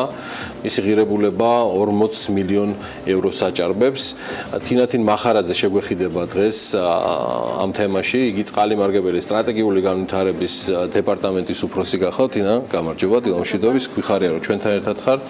რა იცი მიუხედავად იმისა რომ პირდაპირ ჩართვა გქონდა ჩვენ ადგილიდან მიუხედავად იმისა რომ მივყევით თემას ორშაბათს და გუშინაც რაღაცა ეთყობა იქ საოცრება მოხდა გეტყვი რატო იმიტომ რომ პირველი პრემიერ-მინისტრი რო ავიდა ეს ტრიბუნაზე და იდეაში რაღაც პროტოკოლურად გაწერილი თემატიკა რომ უნდა გაშალოს პირველი თქვა რომ კი გამაფრთხილა მიხოს ვიმონიშვილმა რომ თაკარამზე იქნებაო მაგრამ თქვენ ოღონდ ესეთი ქარხნები გახსენითო და 24 საათი ესე მზის ქვეშ ვიდგებიო ალბათ ცოტნე დადიანებით ხო და მითხარით ერთი რა ხდება რა საოცრებასთან გვაქვს ესეთან საქმე მიხოს უნარებში და თვისებებში დიდი ხანია მრავალი წელია ნაზიარები ვარ მაგრამ ეთყობა ყველანაირ მოლოდინს გადააჯარბა თქვენმა მორიგმა ობიექტმა გისმენთ მოგესალმებით დიდი მადლობა მოწვევისთვის ნამდვილად ჩვენი სტუმრები შთაბეჭდილების ქვეშ იყვნენ.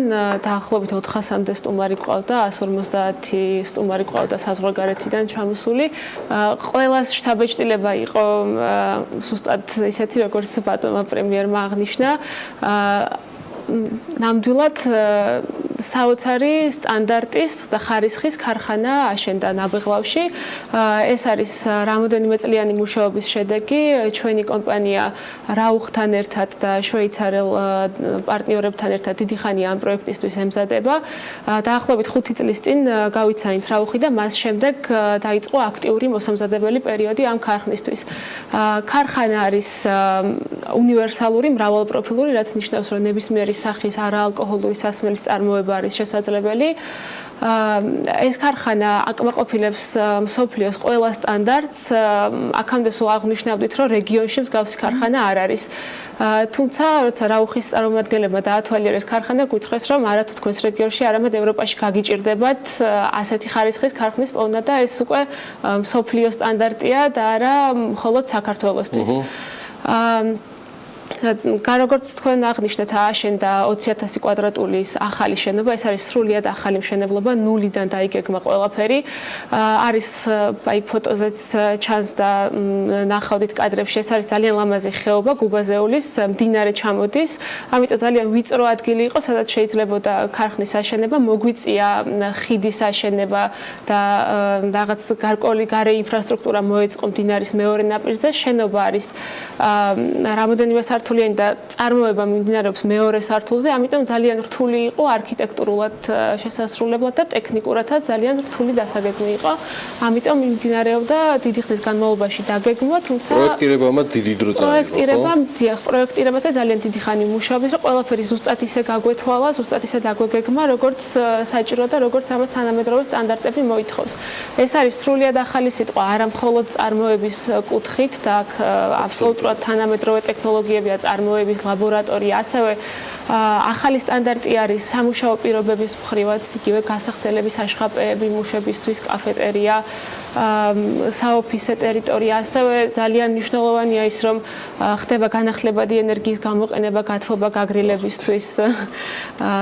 კიდევ ერთი არ მინდა გამომჩეს მისასალმებელ სიტყვაში და გთხოვ შემისწორო თუ მეშლება გამომსვლელი. რაუხის წარმომადგენელი იყო, რომელმაც მიმართა ამიხოს ვიმონიშვილს, რომ დაასახელეთ ნებისმიერი პროექტი და ჩვენ ბრმად მოყვებით და მზადავართ ინვესტიციებისთვის. ეს იყო ბატონი იურგენ რაუხი, ეს არის რაუხების ოჯახის წარმომადგენელი, თავად არის მფლობელი ამ კომპანიისა და აღმასრულებელი დირექტორი. ანუ პარტნიორობა ფაქტიურად ბრენდთან, მოვად მემაპატია ბრენდის მეპატრონეებთან, თავარ ინვესტორებთან იმ დონეზეა ჩამოყალიბებული, რომ ფაქტიურად ყოველგვარი გადამოწმების გარეშე მოყვებიან მიხოს ვიმონიშვილს და წყალემარგებელის გუნდს. თავად ბატონმა იურგენმა მოყვა ის ისტორია, როგორ დაიწყო ჩვენი ურთიერთობა, როცა ლიფტში შემთხვევით გაიცნო მიხოს ვიმონიშვილმა და იურგენმა ერთმანეთი. და ამის შემდეგ პირველი შეხვედრა ლიფტში დუბაიში ლიფტში გაიცნეს. სუფრაზე რო გაიცნო მიხოს ვიმენ. არ გამიკვირდებოდა ლიფტში როგორ მოახერხე მიხო ერთი გამაგებინე. კარგი წინა. ამის შემდეგ დუბაიში იმართებოდა გალფუდი არის ესეთი საერთაშორისო გამოფენა საკვები პროდუქტების და შემდეგ ამ გალფუდზე მოხდა შეხვედრა და პირველი როგორც ბატონმა იურგენმა აღნიშნა, პირველი 1 საათის განმავლობაში უკვე ბატონმა მიხომ დაარწმუნა იმაში, რომ ძალიან კარგი იდეა იყო ჩამოსულიყო საქართველოში და ეს პროექტი განეხორციელებინა. ანუ პირველივე დღეს, ასე ვთქვათ, ჯენტლმენური შეთანხმება მოხდა, არ დაგვიდი არანაირი კონტრაქტი, არანაირი იურიდიული გაფორმება თავიდან არ ყოფილა. თავიდანვე შევთანხმდით, რომ როდესაც დავიწყებდით, აუცილებლად ჩაერთვებოდნენ და ამ პროექტს განახორციელებთ ერთად. აი ამ ახალი შესაძლებლობების შესაბამისად და გამოყენებით და იმ პერსპექტივით, რომელიც ამას აქვს, უახლოესი მომავლის გეგმები მათ შორის პროდუქტის გატანაზე. ყველაზე მეტად ექსპორტის ნაწილი გვაინტერესებს ამ შემთხვევაში. რა თქმა უნდა, დაახლოებით რამდენ პროცენტიან ზრდას გეგმავთ, რა არის თქვენი წლის გეგმა, ან 3 წლის გეგმა, რა შეგიძლიათ ახლა რა გითხრათ? მოგახსენებთ, ეს ქარხანა, ამ ქარხნის წარმატება და მოცულობა არის ძალიან დიდი, შეუძლია 250 მილიონ ლიტრზე მეტის წარმოება ითვლება წელიწადში, რაც წარმოუდგენლად დიდი რაოდენობა არის საქართველოსთვის, ძალიან დიდი მოცულობა. რა თქმა უნდა, ეს თავიდანვე გათვლილი იყო ექსპორტზე. იმიტომ განვახორციელეთ ეს პროექტი ზუსტად, რომ გვინდოდა ძლიერი ექსპორტი შეგვექმნა ქვეყანაში. რაუხის მხრიდანაც ინტერესი თავისთავად იყო ის, რომ აქედან უნდა მომარაგდეს ძალიან ბევრი ქვეყანა. რაუხი იყიდება მსოფლიოში 100 ქვეყანაში, წყალიმარგებელი უკვე 25 ქვეყანაში გადიოდა, ნაბეღლავი 25 ქვეყანაში გადის ექსპორტზე. რა თქმა უნდა, მთლიანად ეს ახალი პროექტი მორგებულია იმაზე, რომ პროდუქტები უნდა გავიდეს საექსპორტოდ. და ამიტომაც გვჭირდებოდა ესეთი ძლიერი საერთაშორისო ბრენდი. უკვე წარმოება დაწყებულია, პირველი ექსპორტის შეკვეთა უკვე მიღებულია, რამოდენიმე კვირაში ქუვეითში გაიგზავნება პირველი ექსპორტი რაუხის ბრენდის ქვეშ. ეს რამოდენიმე გაწერილი არის გეგმა, რამოდენიმე კონტეინერი და წლის ბოლოსთვის რა შედეგის დადებას გეგმავთ? წლის ბოლოსთვის გვეგმავთ, რომ უკვე ყველა პროდუქტი ჩვენ გვემატება ძალიან ბევრი პროდუქტი, თვითონ რაუხის ასორტიმენტში არის 400 დასახელების პროდუქტი. ჩვენი ტრადიციული პროდუქტების გვაქვს ნაბეღლავი და ბახმა, რომ საკუთარი ბრენდის დამატებასაც ვაპირებთ, ეს იქნება ლიმონათი, ენერგეტიკული სასმელი და თვითონ რაუხის კატეგორიიდან პირველ ეტაპზე 60 პროდუქტი უნდა დავიმატოთ. ეს მხოლოდ პირველი ეტაპი.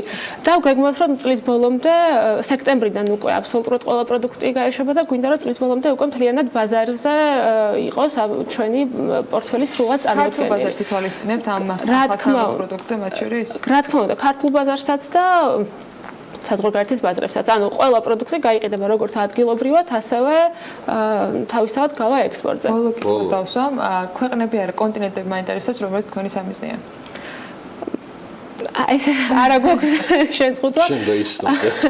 ამათა კითხავს. ქარხანა არის იმდენად მოქნილი წარმოება ნებისმიერი ქვეყნის ნებისმიერ მოთხოვნას დავაკმაყოფილებთ და მით უმეტეს როცა დაიწყება უკვე ადგილობრივ ნედლეულზე გადართვა, კიდევ უფრო მეტი მოქნილობა.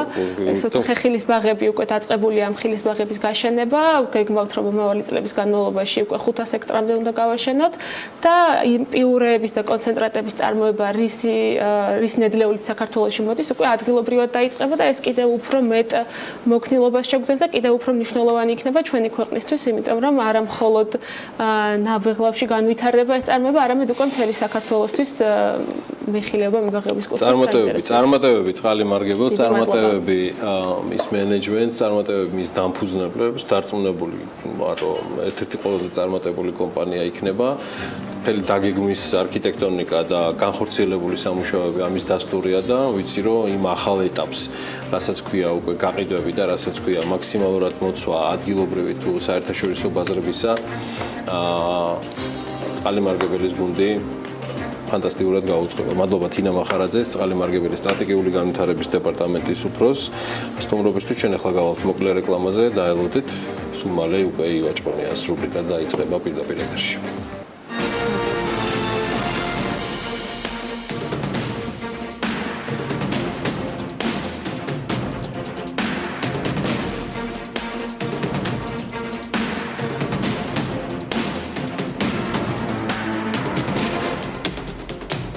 რეკლამის შემდეგ დავბრუნდით პირდაპირ ეთერში. საქმიანი დილას უყურებთ ტელეპირველზე და 4 შაბათურად ივაჭყონიას ეთერის რო გვაქვს. საქართველოს დისტრიბუტორთა ბიზნეს ასოციაციის პრეზიდენტი დღეს გია ნაცრიშვილს ბაგრატიონი 1882-ის ხარისხის მართვის მენეჯერს მასპინძლობს.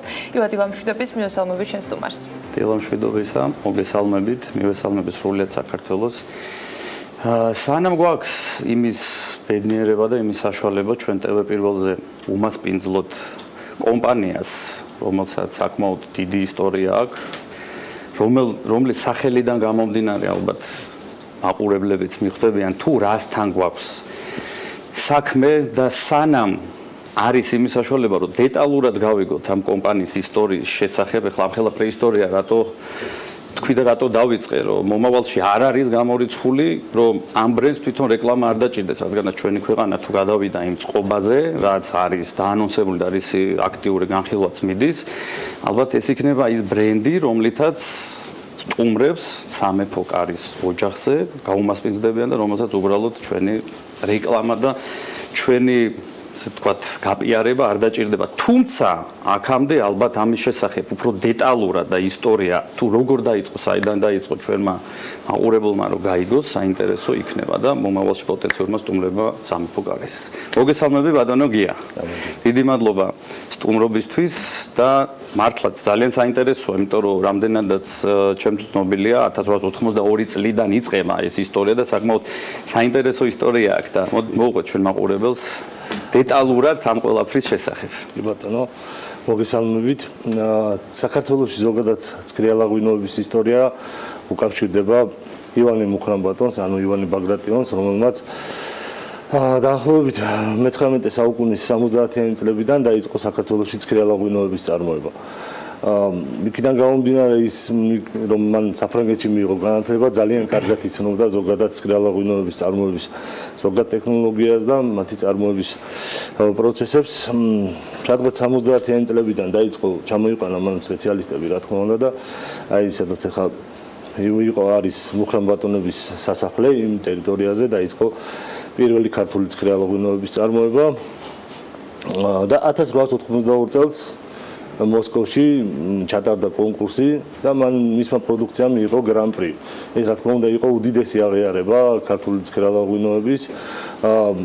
ამის მერე გახდა იმ პერიოდში რა თქმა უნდა რუსეთის სამეფო კარი ძალიან ცნობილი იყო ზოგადად ევროპაში და მოდაში იყო გარკვეულწილად შეიძლება ესე ითქვას და აიტაცა გარკვეულწილად ძალიან ბევრმა მის ეს პროდუქტი გახდა ექსკლუზივი ცქრიალა-ღვინო ერთ-ერთი ყველაზე პოპულარული იყო და იმ პერიოდის სამეფო კარზე მაღალფარდოვანი საზოგადოებისთვის ზოგადად მე-16 საუკუნიდან მოდის ცქრიალა-ღვინის ისტორია ზოგადად სოფლიოში და მუდმივად ასოცირდება არისტოკრატიულ პროდუქტებთან, რა თქმა უნდა სამეფო კართან და ასე შემდეგ.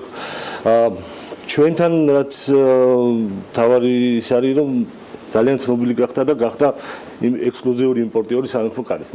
აქედან იწყება ქართული ცქრიალა-ღვინოების ისტორია ზოგადად. რაც შეეხება კონკრეტულად ჩვენ კომპანიას თვითონ ქარხანა, სადაც ჩვენი კომპანია პროდუქცია იწარმოება, გახლავთ 1936 წელს დაფუძნებული და 1936 წლიდან მშენებლობა დაიწყო, სადღაც 40-იანი წლების ბოლოდან უკვე დაიწყო წარმოება. რა თქმა უნდა იმ პერიოდისთვის იწარმოებოდა სავეცკაია შამპანსკაია ქარხნის ტერიტორიაზე, გახლავთ ეგრეთ წოდებული სახელწოდებები კომბინატი, თბილისის კომბინატი ყველაზე პოპულარული შამპანიური იმ პერიოდში რაც იყო სავეცკაია შამპანსკაია 24 მილიონი ბოთლი იწარმოებოდა, აქედან 4 მილიონი იწარმოებოდა ტრადიციული ბოთლური მეთოდით. ეს მართლა საკმაოდ შთამბეჭდავი ციფრია და ახლობთ როგორც ამბობენ, მეხუთედი იყო მთლიანად საბჭოთა კავშირის წარმოების და აქედან გადიოდა ეს ექსტრა კლასის, უმაღლესი კლასის ცქრიალა-ღვინოები, იმიტომ ზოგადად თვითონ კუპაში დაახლოებით 11 სხვადასხვა სახეობის, 11-დან 17-მდე სხვადასხვა სახეობის ღვინო შედიოდა. და მზადდებოდა, რა თქმა უნდა, ეგრეთ წოდებული უმაღლესი. საინტერესო თემა შევეხეთ და მოდით ახლა მე მაინც ვიტყვი, რომ ბაზრის ნამდვილად უდაო ლიდერია შამპანიური და კომპანია ბაგრატიონი და თვითონ ცქრიალა-ღვინო ბაგრატიონი და მოდით თვითონ ხარისხთან დაკავშირებით რა შეგვიძლია გითხრათ? ჩვენი კომპანია, ზოგადად ჩვენი მენეჯმენტი 2006 წელს მივიდა ქარხანაში და იქიდანვე დავიწყეთ პირველი საკუთარი ვენახების გაშენება. დავიწყეთ მუხრანის ტერიტორიაზე 100-120 ჰექტარი ვენახი გვაქვს.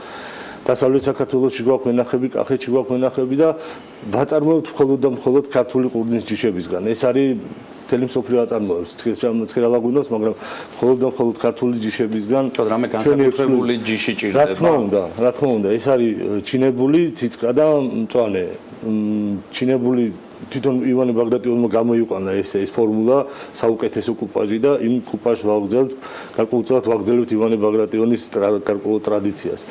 და ეს ვითარდება, რა თქმა უნდა, მის მერე დაახლოებით 12 ცქრიალა-ღვინის პროდუქტი გვაქვს, ასევე შუშხუნა ღვინო, ასევე დავიწყეთ წყნარი ღვინოების წარმოება და ქსელში რეალიზაციაც და ძალიან აქედან გვაქვს 3 ტრადიციული მეთოდით წარმოებული პროდუქტი, ანუ ბოთლური მეთოდით, ის ძველი ისტორიული მეთოდი, რაც თავიდანვე დადგინდა, ეს და ძალიან ასორტიმენტი საკმაოდ ფართოა. სხვადასხვა ბაზრისთვის, სხვადასხვა მომხმარებლისთვის, ისეთ ყველა გემოზე შეიძლება ითქვას, ყველანაირი პროდუქტს ვაწარმოებთ და ძალიან პოპულარები ვართ ნამდვილად.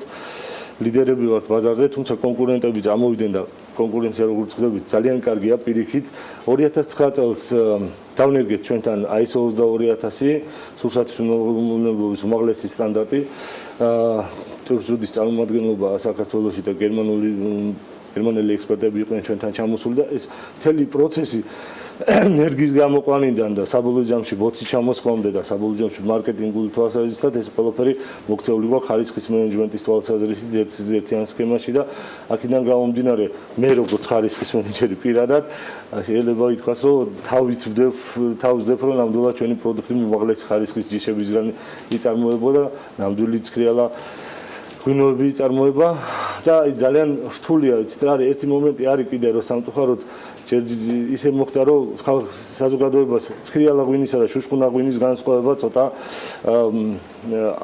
ისე არ ხდება არ ექცევა ამას დიდი ყურადღება ესე შეიძლება ვთქვათ ცქრიალა ღვინო ეს გახლავთ ბუნებრივად მიღებული მეორადი დუგლის შედეგად და შუშკუნა ღვინო გახლავთ ეგრეთ წოდებული გაზი დამატებითი გაზით, ანუ ღვინოში შეტანილი გაზის ნაწარმოების პროდუქტი და ამასთან დაკავშირებით, რა თქმა უნდა, კანონმდებლობა უფრო მეტად დასახვეწია, იხვეწება, ეხლა ძალიან დიდი მადლობა მინდა უთხრა ღვინის სააგენტოს, იმიტომ რომ ძალიან დიდი სამუშაო გაწია და ზოგადად კანონმდებლობა იხვეწება, ეხლა მეღვინეობის თვალსაზრისით. ზოგადად ხალხმა რო გაიგოს რა არის ცქრიალა ღვინო და არის შუშკუნა ღვინო და საუბრის ბოლოს არ შემიძლია რომ ჩვენი საუბარი ისე არ დავამთავროთ, არ კითხოთ თქვათ ნაბახულსებზე რამდენად რეკომენდირებული არის ცქრიალა ღვინის მიღება. მშვენიერი პროდუქტია, რეალურად ერთი ხელის მოსმით ხსნის ნაბახულსების თავის ტკივილ და შესაბამისად შესაბამისად ხასიათზე გაყენოთ ადამიანს. ძალიან დიდი მადლობა ბატონო გია სტუმრობისთვის, საინტერესო საუბრისთვის და მომავალში ალბათ კიდე ერთხელ გვექნება იმის საშუალება, რომ უფრო ფართოდ გავაცნოთ კომპანია ბაგრატიონის სამომავლო პირებთან დაკავშირებით. ულმეს მადლობა თქვენ.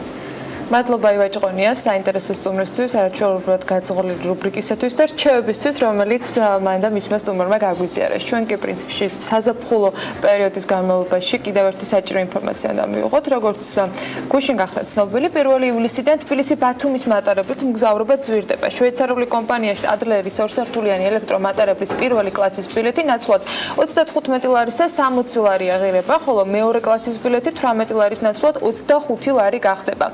ასევე იზრდება ფასები ბათუმის მიმართულებით მოძრავ ღამის მატარებელზე. ყველა მცრულებასთან დაკავშირებით და იმ მიზეზთან დაკავშირებით, რამაც ეს ფასის ზრდა გამოიწვია, დაჩი ცაგურიას გავესაუბრებით საზოგადოებასთან ურთიერთობის სამსახურის უფროსს. დაჩი მოგესალმები, სატელეფონო ხაზი სწორედ ახლა ის გვიერთდება. მადლობა იმისთვის, რომ ასე ადრიანად გვიერთდები. დაჩი თუ გესმის ჩვენი. დაჩი რა გახდა ფასების ზრდის მიზეზი? მახსოვს, როდესაც Stadleris მატარებელი შემოვიდოდა, მათ შორის შენიყავი ერთ-ერთი ადამიანი, რომელიც მედიასთან ამბობდა, რომ ფასების ზრდა არ მოხდება და არ გადაიხადება. კი ბატონო, ესე იგი ჩვენ ერთი წელი არა შემოვიყვანეთ საქართველოში შვეიცარიული წარმოების ორსართულიანი არაჩვეულებრივი მატარებლები და ჩვენ ამის შემდეგ მოგეხსენებათ, რომ გაჩნდა ახალი სეგმენტი, ეს არის ბიზნეს კლასის სეგმენტი, ასევე პირველი კლასის სეგმენტი, ისეთი მაღალი დონის როგორც აქები არ ქონდა და ჩვენ არ ვიცით თუ არა საქართველოში სარკინიგზო სამგზავრო გადაყვანები არის დოტაციური, ხდება სუბსიდირებით ამის შენახვა და ვთვლით, რომ ადამიანებისთვის, რომლებსაც დამატებითი კომფორტი უნდათ და არის ასეთი ჩვენ ქვეყანაში, რომლებიც ითხოვენ ბიზნეს კლასის და პირველი კლასის განვითარებას და დამატებით სერვისებს, არ ვთვლით, რომ უნდა დასუბსიდირდეს და უნდა მოხდეს შენახვა. რაც შეეხება ეკონომ კლასის ბილეთების ფასი არ გაზრდილა, ეს არასწორი ინფორმაცია არის. ესე იგი ჩვენთან უკვე მეოთხე წელია მოქმედებს სეზონური და არასეზონური ფასები, ხოლო 2 თვის განმავლობაში არის ფასი ბილეთის მეორე კლასზე 24 ლარი, ხოლო არასეზონზე 18 ლარი. ეს არის უცვლელი, როგორც გასულსაც იყო, წელსაც არ იცვლება. ხოლო იცვლება ერთადერთი თბილისი-ბათუმის მიმართულებაზე ბიზნეს კლასის ფასი და VIP კლასის ფასი. ეს არის ძალიან მაღალი. სუბსიდირება სრულად არის დაჩი ამ შემთხვევაში ჩახსნილი? ეს არის მაქსიმალურად აღმოფხვრილი სუბსიდია ამ შემთხვევაში, რომ დავით არ მიმაჩნია სწორად, რომ ბიზნეს კლასს უნდა ვასუბსიდირებდეთ და დოტაციაზე უნდა იყოს. დოტაციაზე შეიძლება იყოს ეკონომ კლასი, რომელსაც უცვლელად ტოვებს ჩვენ ამ ფასს, მხოლოდ და მხოლოდ ბიზნეს კლასზე, ბიზნეს კლასზე, VIP კლასზე, რომელიც მაღალი საფასო სეგმენტია და რომელიც ითხოვს მუდმივად ჩვენგან დამატებით სერვისებს, მხოლოდ აქ ვაკორექტირებთ ფასებს. სამწუხაროდ ზეპირად არ მოხსნა, მინდა რომ აქ ვიკითხო დაახლოებით რა წილი, ანუ რამდენი პროცენტი არის ეკონომ კლასის სუბსიდირება და ზაფხულის სეზონისათვის გეგმავთ თუ არა ახალი მიმართულებების, ახალი რეისების დამატებას? დიახ, ჩვენ ესე იგი ეს არის დაახლოებით 20 მილიონიანი სუბსიდირება წლის განმავლობაში სამგზავრო გადაყვანაზე. მას შემდეგ რაც ჩამოაკლდება ამას ის ვთქვათ ბილეთის ფასი, რომელზეც ახლა ვსაუბრობდით, პირველ კლასზე და პრემიუმ კლასზე ვსაუბრობ, მაშინაც 20 მილიონი დარჩება?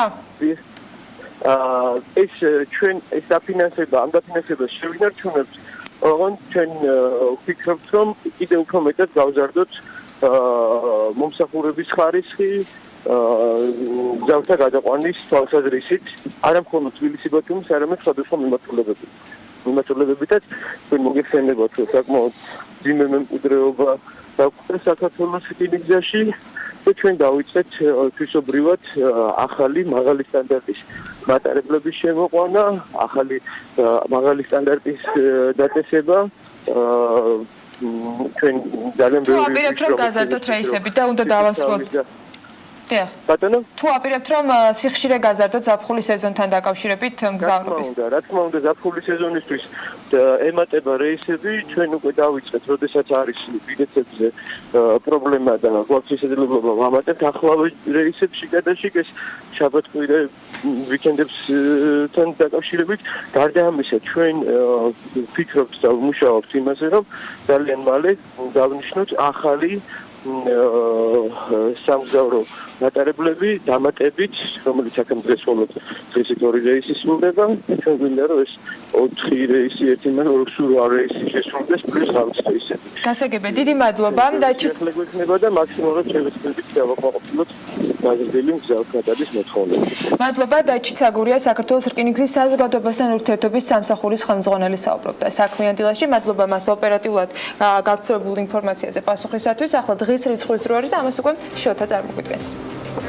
დღის რიცხვი არის 103,73,000 ეროვნული ბანკის მონაცემებით საქართველოში გაცემული საგადახდო ბარათებით უცხოეთის ტერიტორიაზე მაისში 103 მილიონი ლარის ოპერაციები შესრულდა. ეს რეკორდულად მაღალი მაჩვენებელია და 2016 წლის შესაბამისი პერიოდის მაჩვენებელს 59%-ით აღემატება. ამას მოჰყვა ერთი ვაივიში სოციალურ ქსელებში, უცხოელები 171 მილიონს ხარჯავენ საქართველოში და აქედან 103 მილიონი უკან გაგვაქვსო და ასე შემდეგ.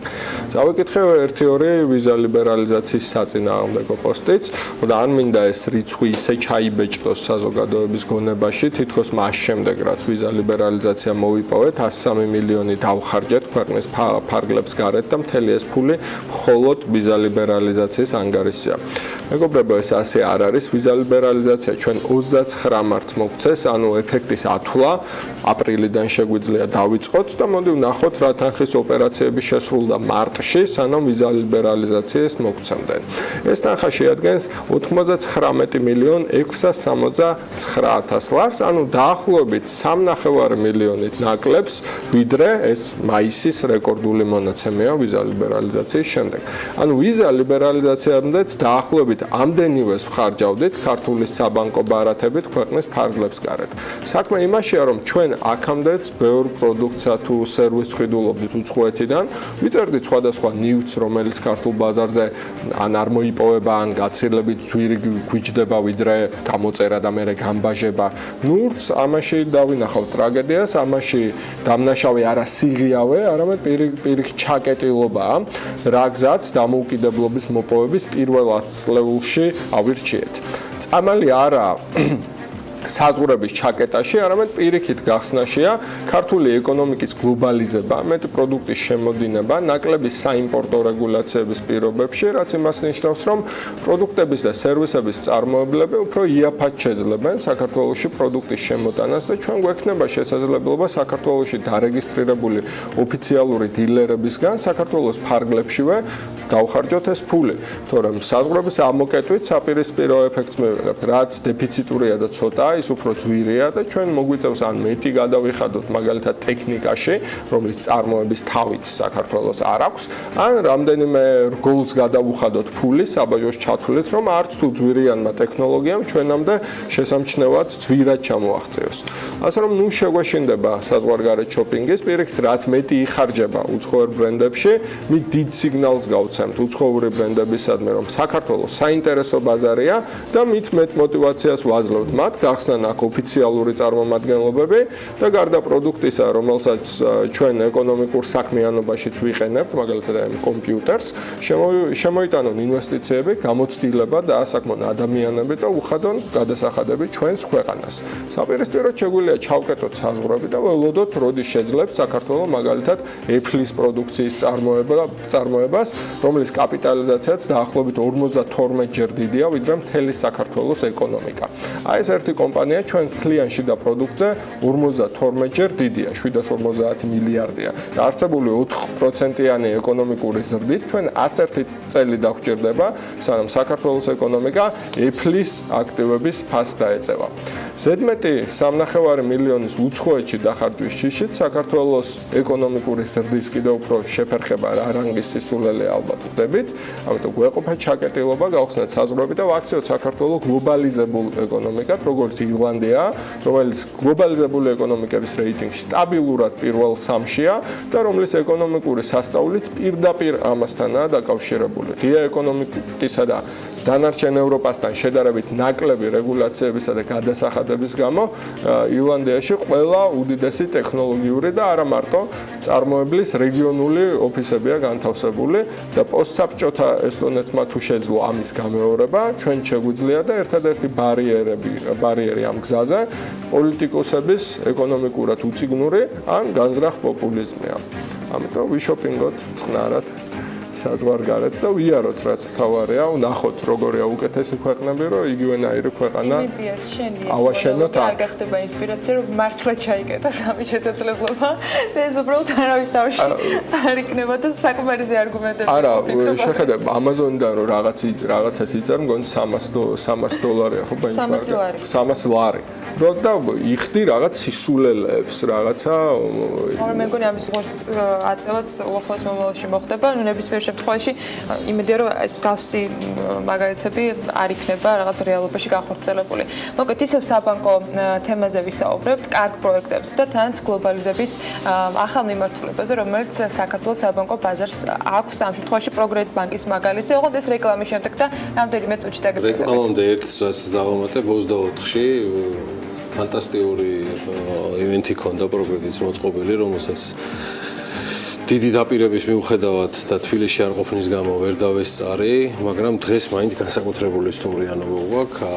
დარწმუნებული ვარ ქართული მაყურებლისთვის ცნობილია ალექს მატუას სახელი, რომელიც ლოკალური პროგრესის ბანკ ჯორჯიას ხელმძღვანელი გახლავთ, თუმცა პიროვნება, რომელიც მასთან ერთად სულ რამდენიმე წუთში შემოგვიერთდება, დარწმუნებული ვარ ნებისმიერ ქართულ სატელევიზიო და არა მხოლოდ ქართულ სატელევიზიო სტუდიას დაამშვენებდა კრისტოფ ფრაიტეკი პროგრედიტ ბანკ გერმანიას ხელმძღვანელი და დირექტორი იქნება სულ რამდენიმე წუთში ჩვენთან ერთად.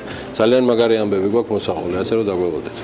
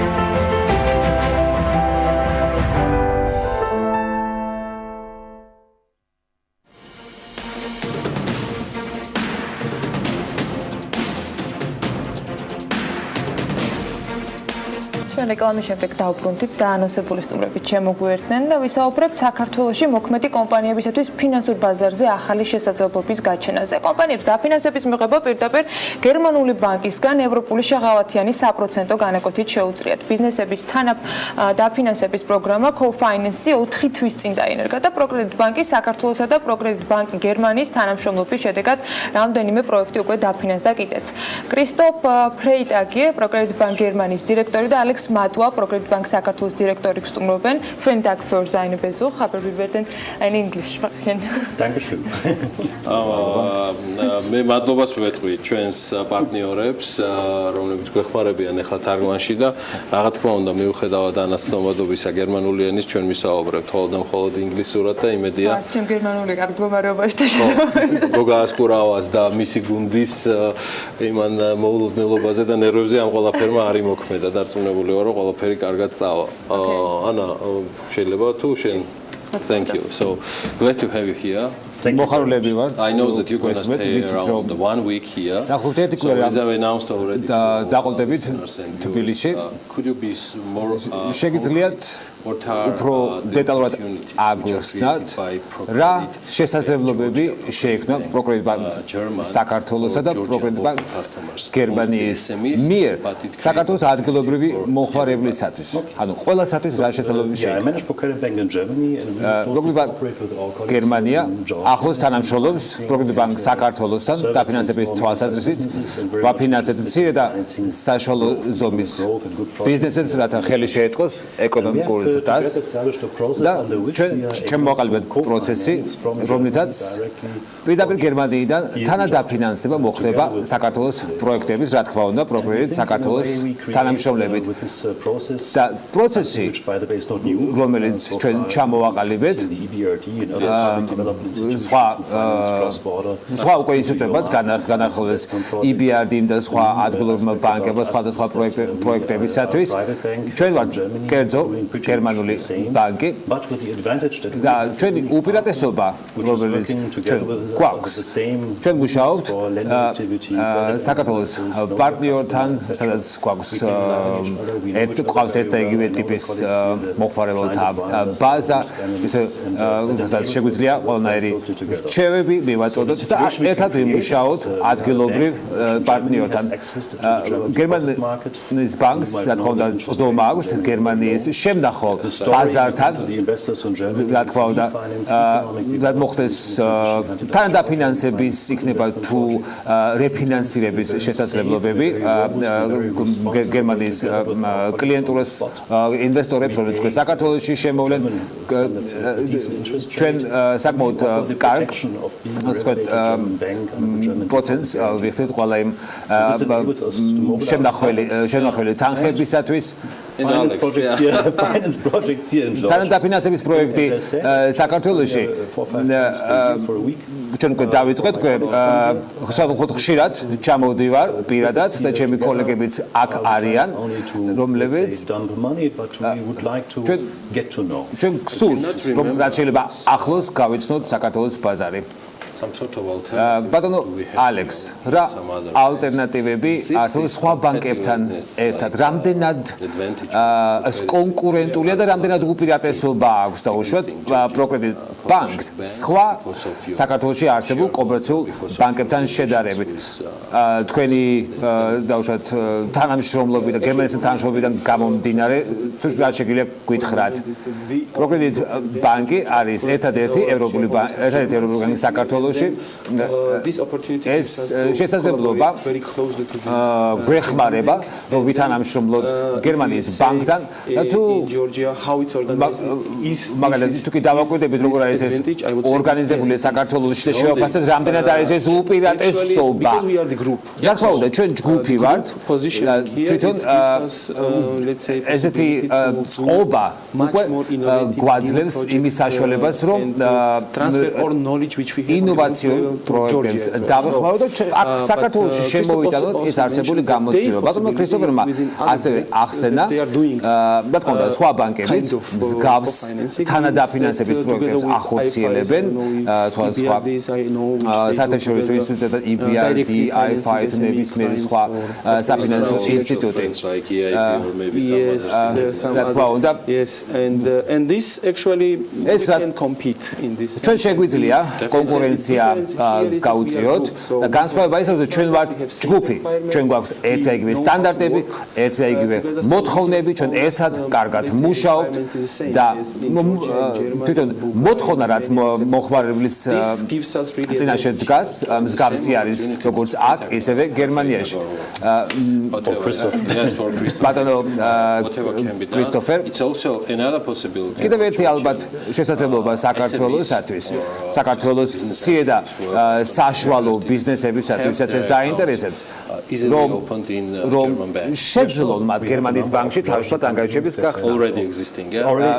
რა თქმა უნდა, ეს შესაძლებლობა უკვე არსებობს, არის ორი ოპერატორი, რომელიც უმეტესად მუშაობს პოტენციურ ასე ვთქვათ სფეროში, ტურიზმის სფეროში.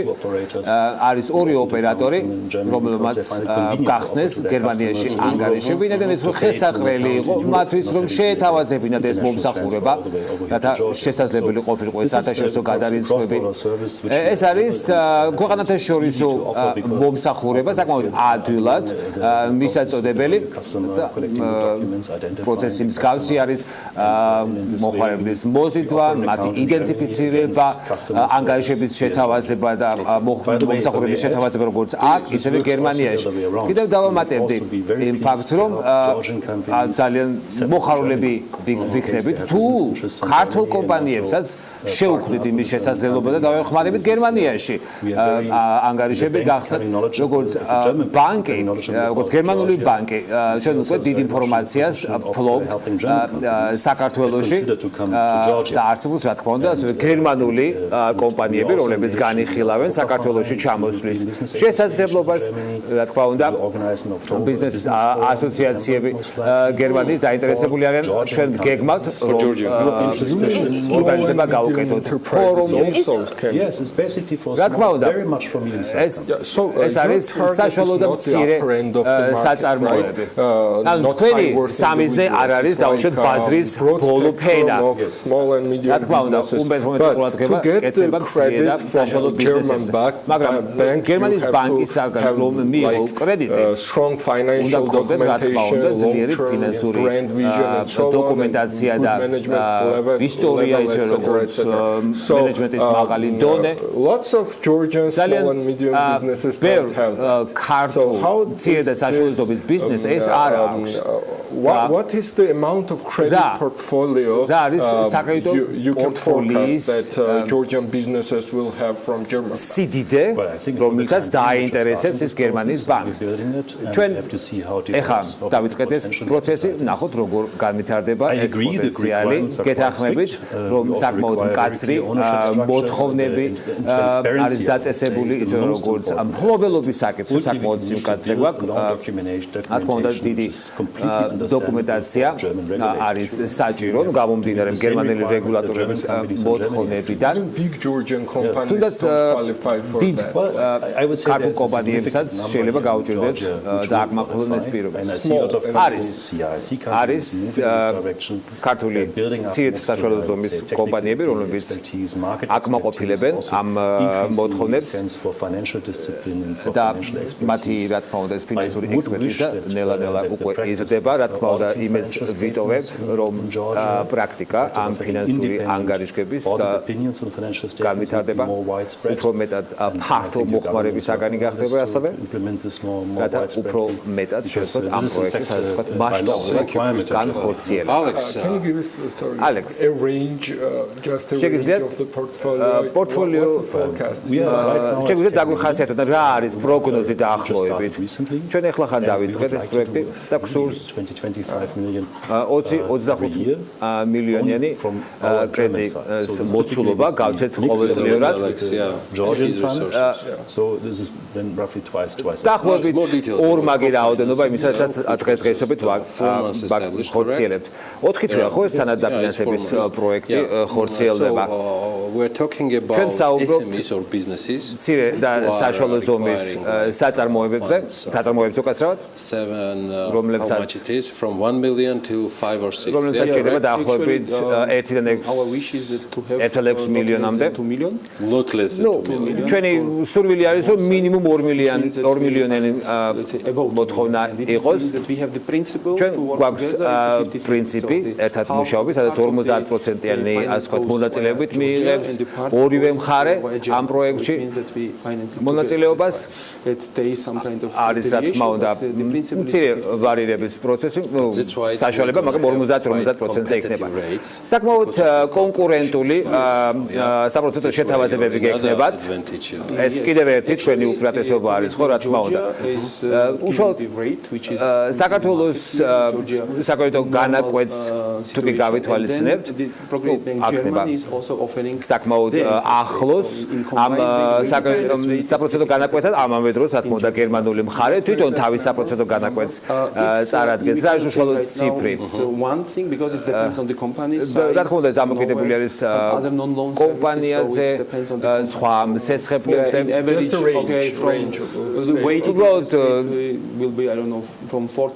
დაახლოებით 4-დან 5%-მდე ალბათ საპროცესო განაკვეთი. რა თქმა უნდა, ასეთი ტიპის, ასეთი ასე ვთქვათ, დაბალი ღირებულის კრედიტი არ არის ხელმისაწვდომი ამ ეტაპზე.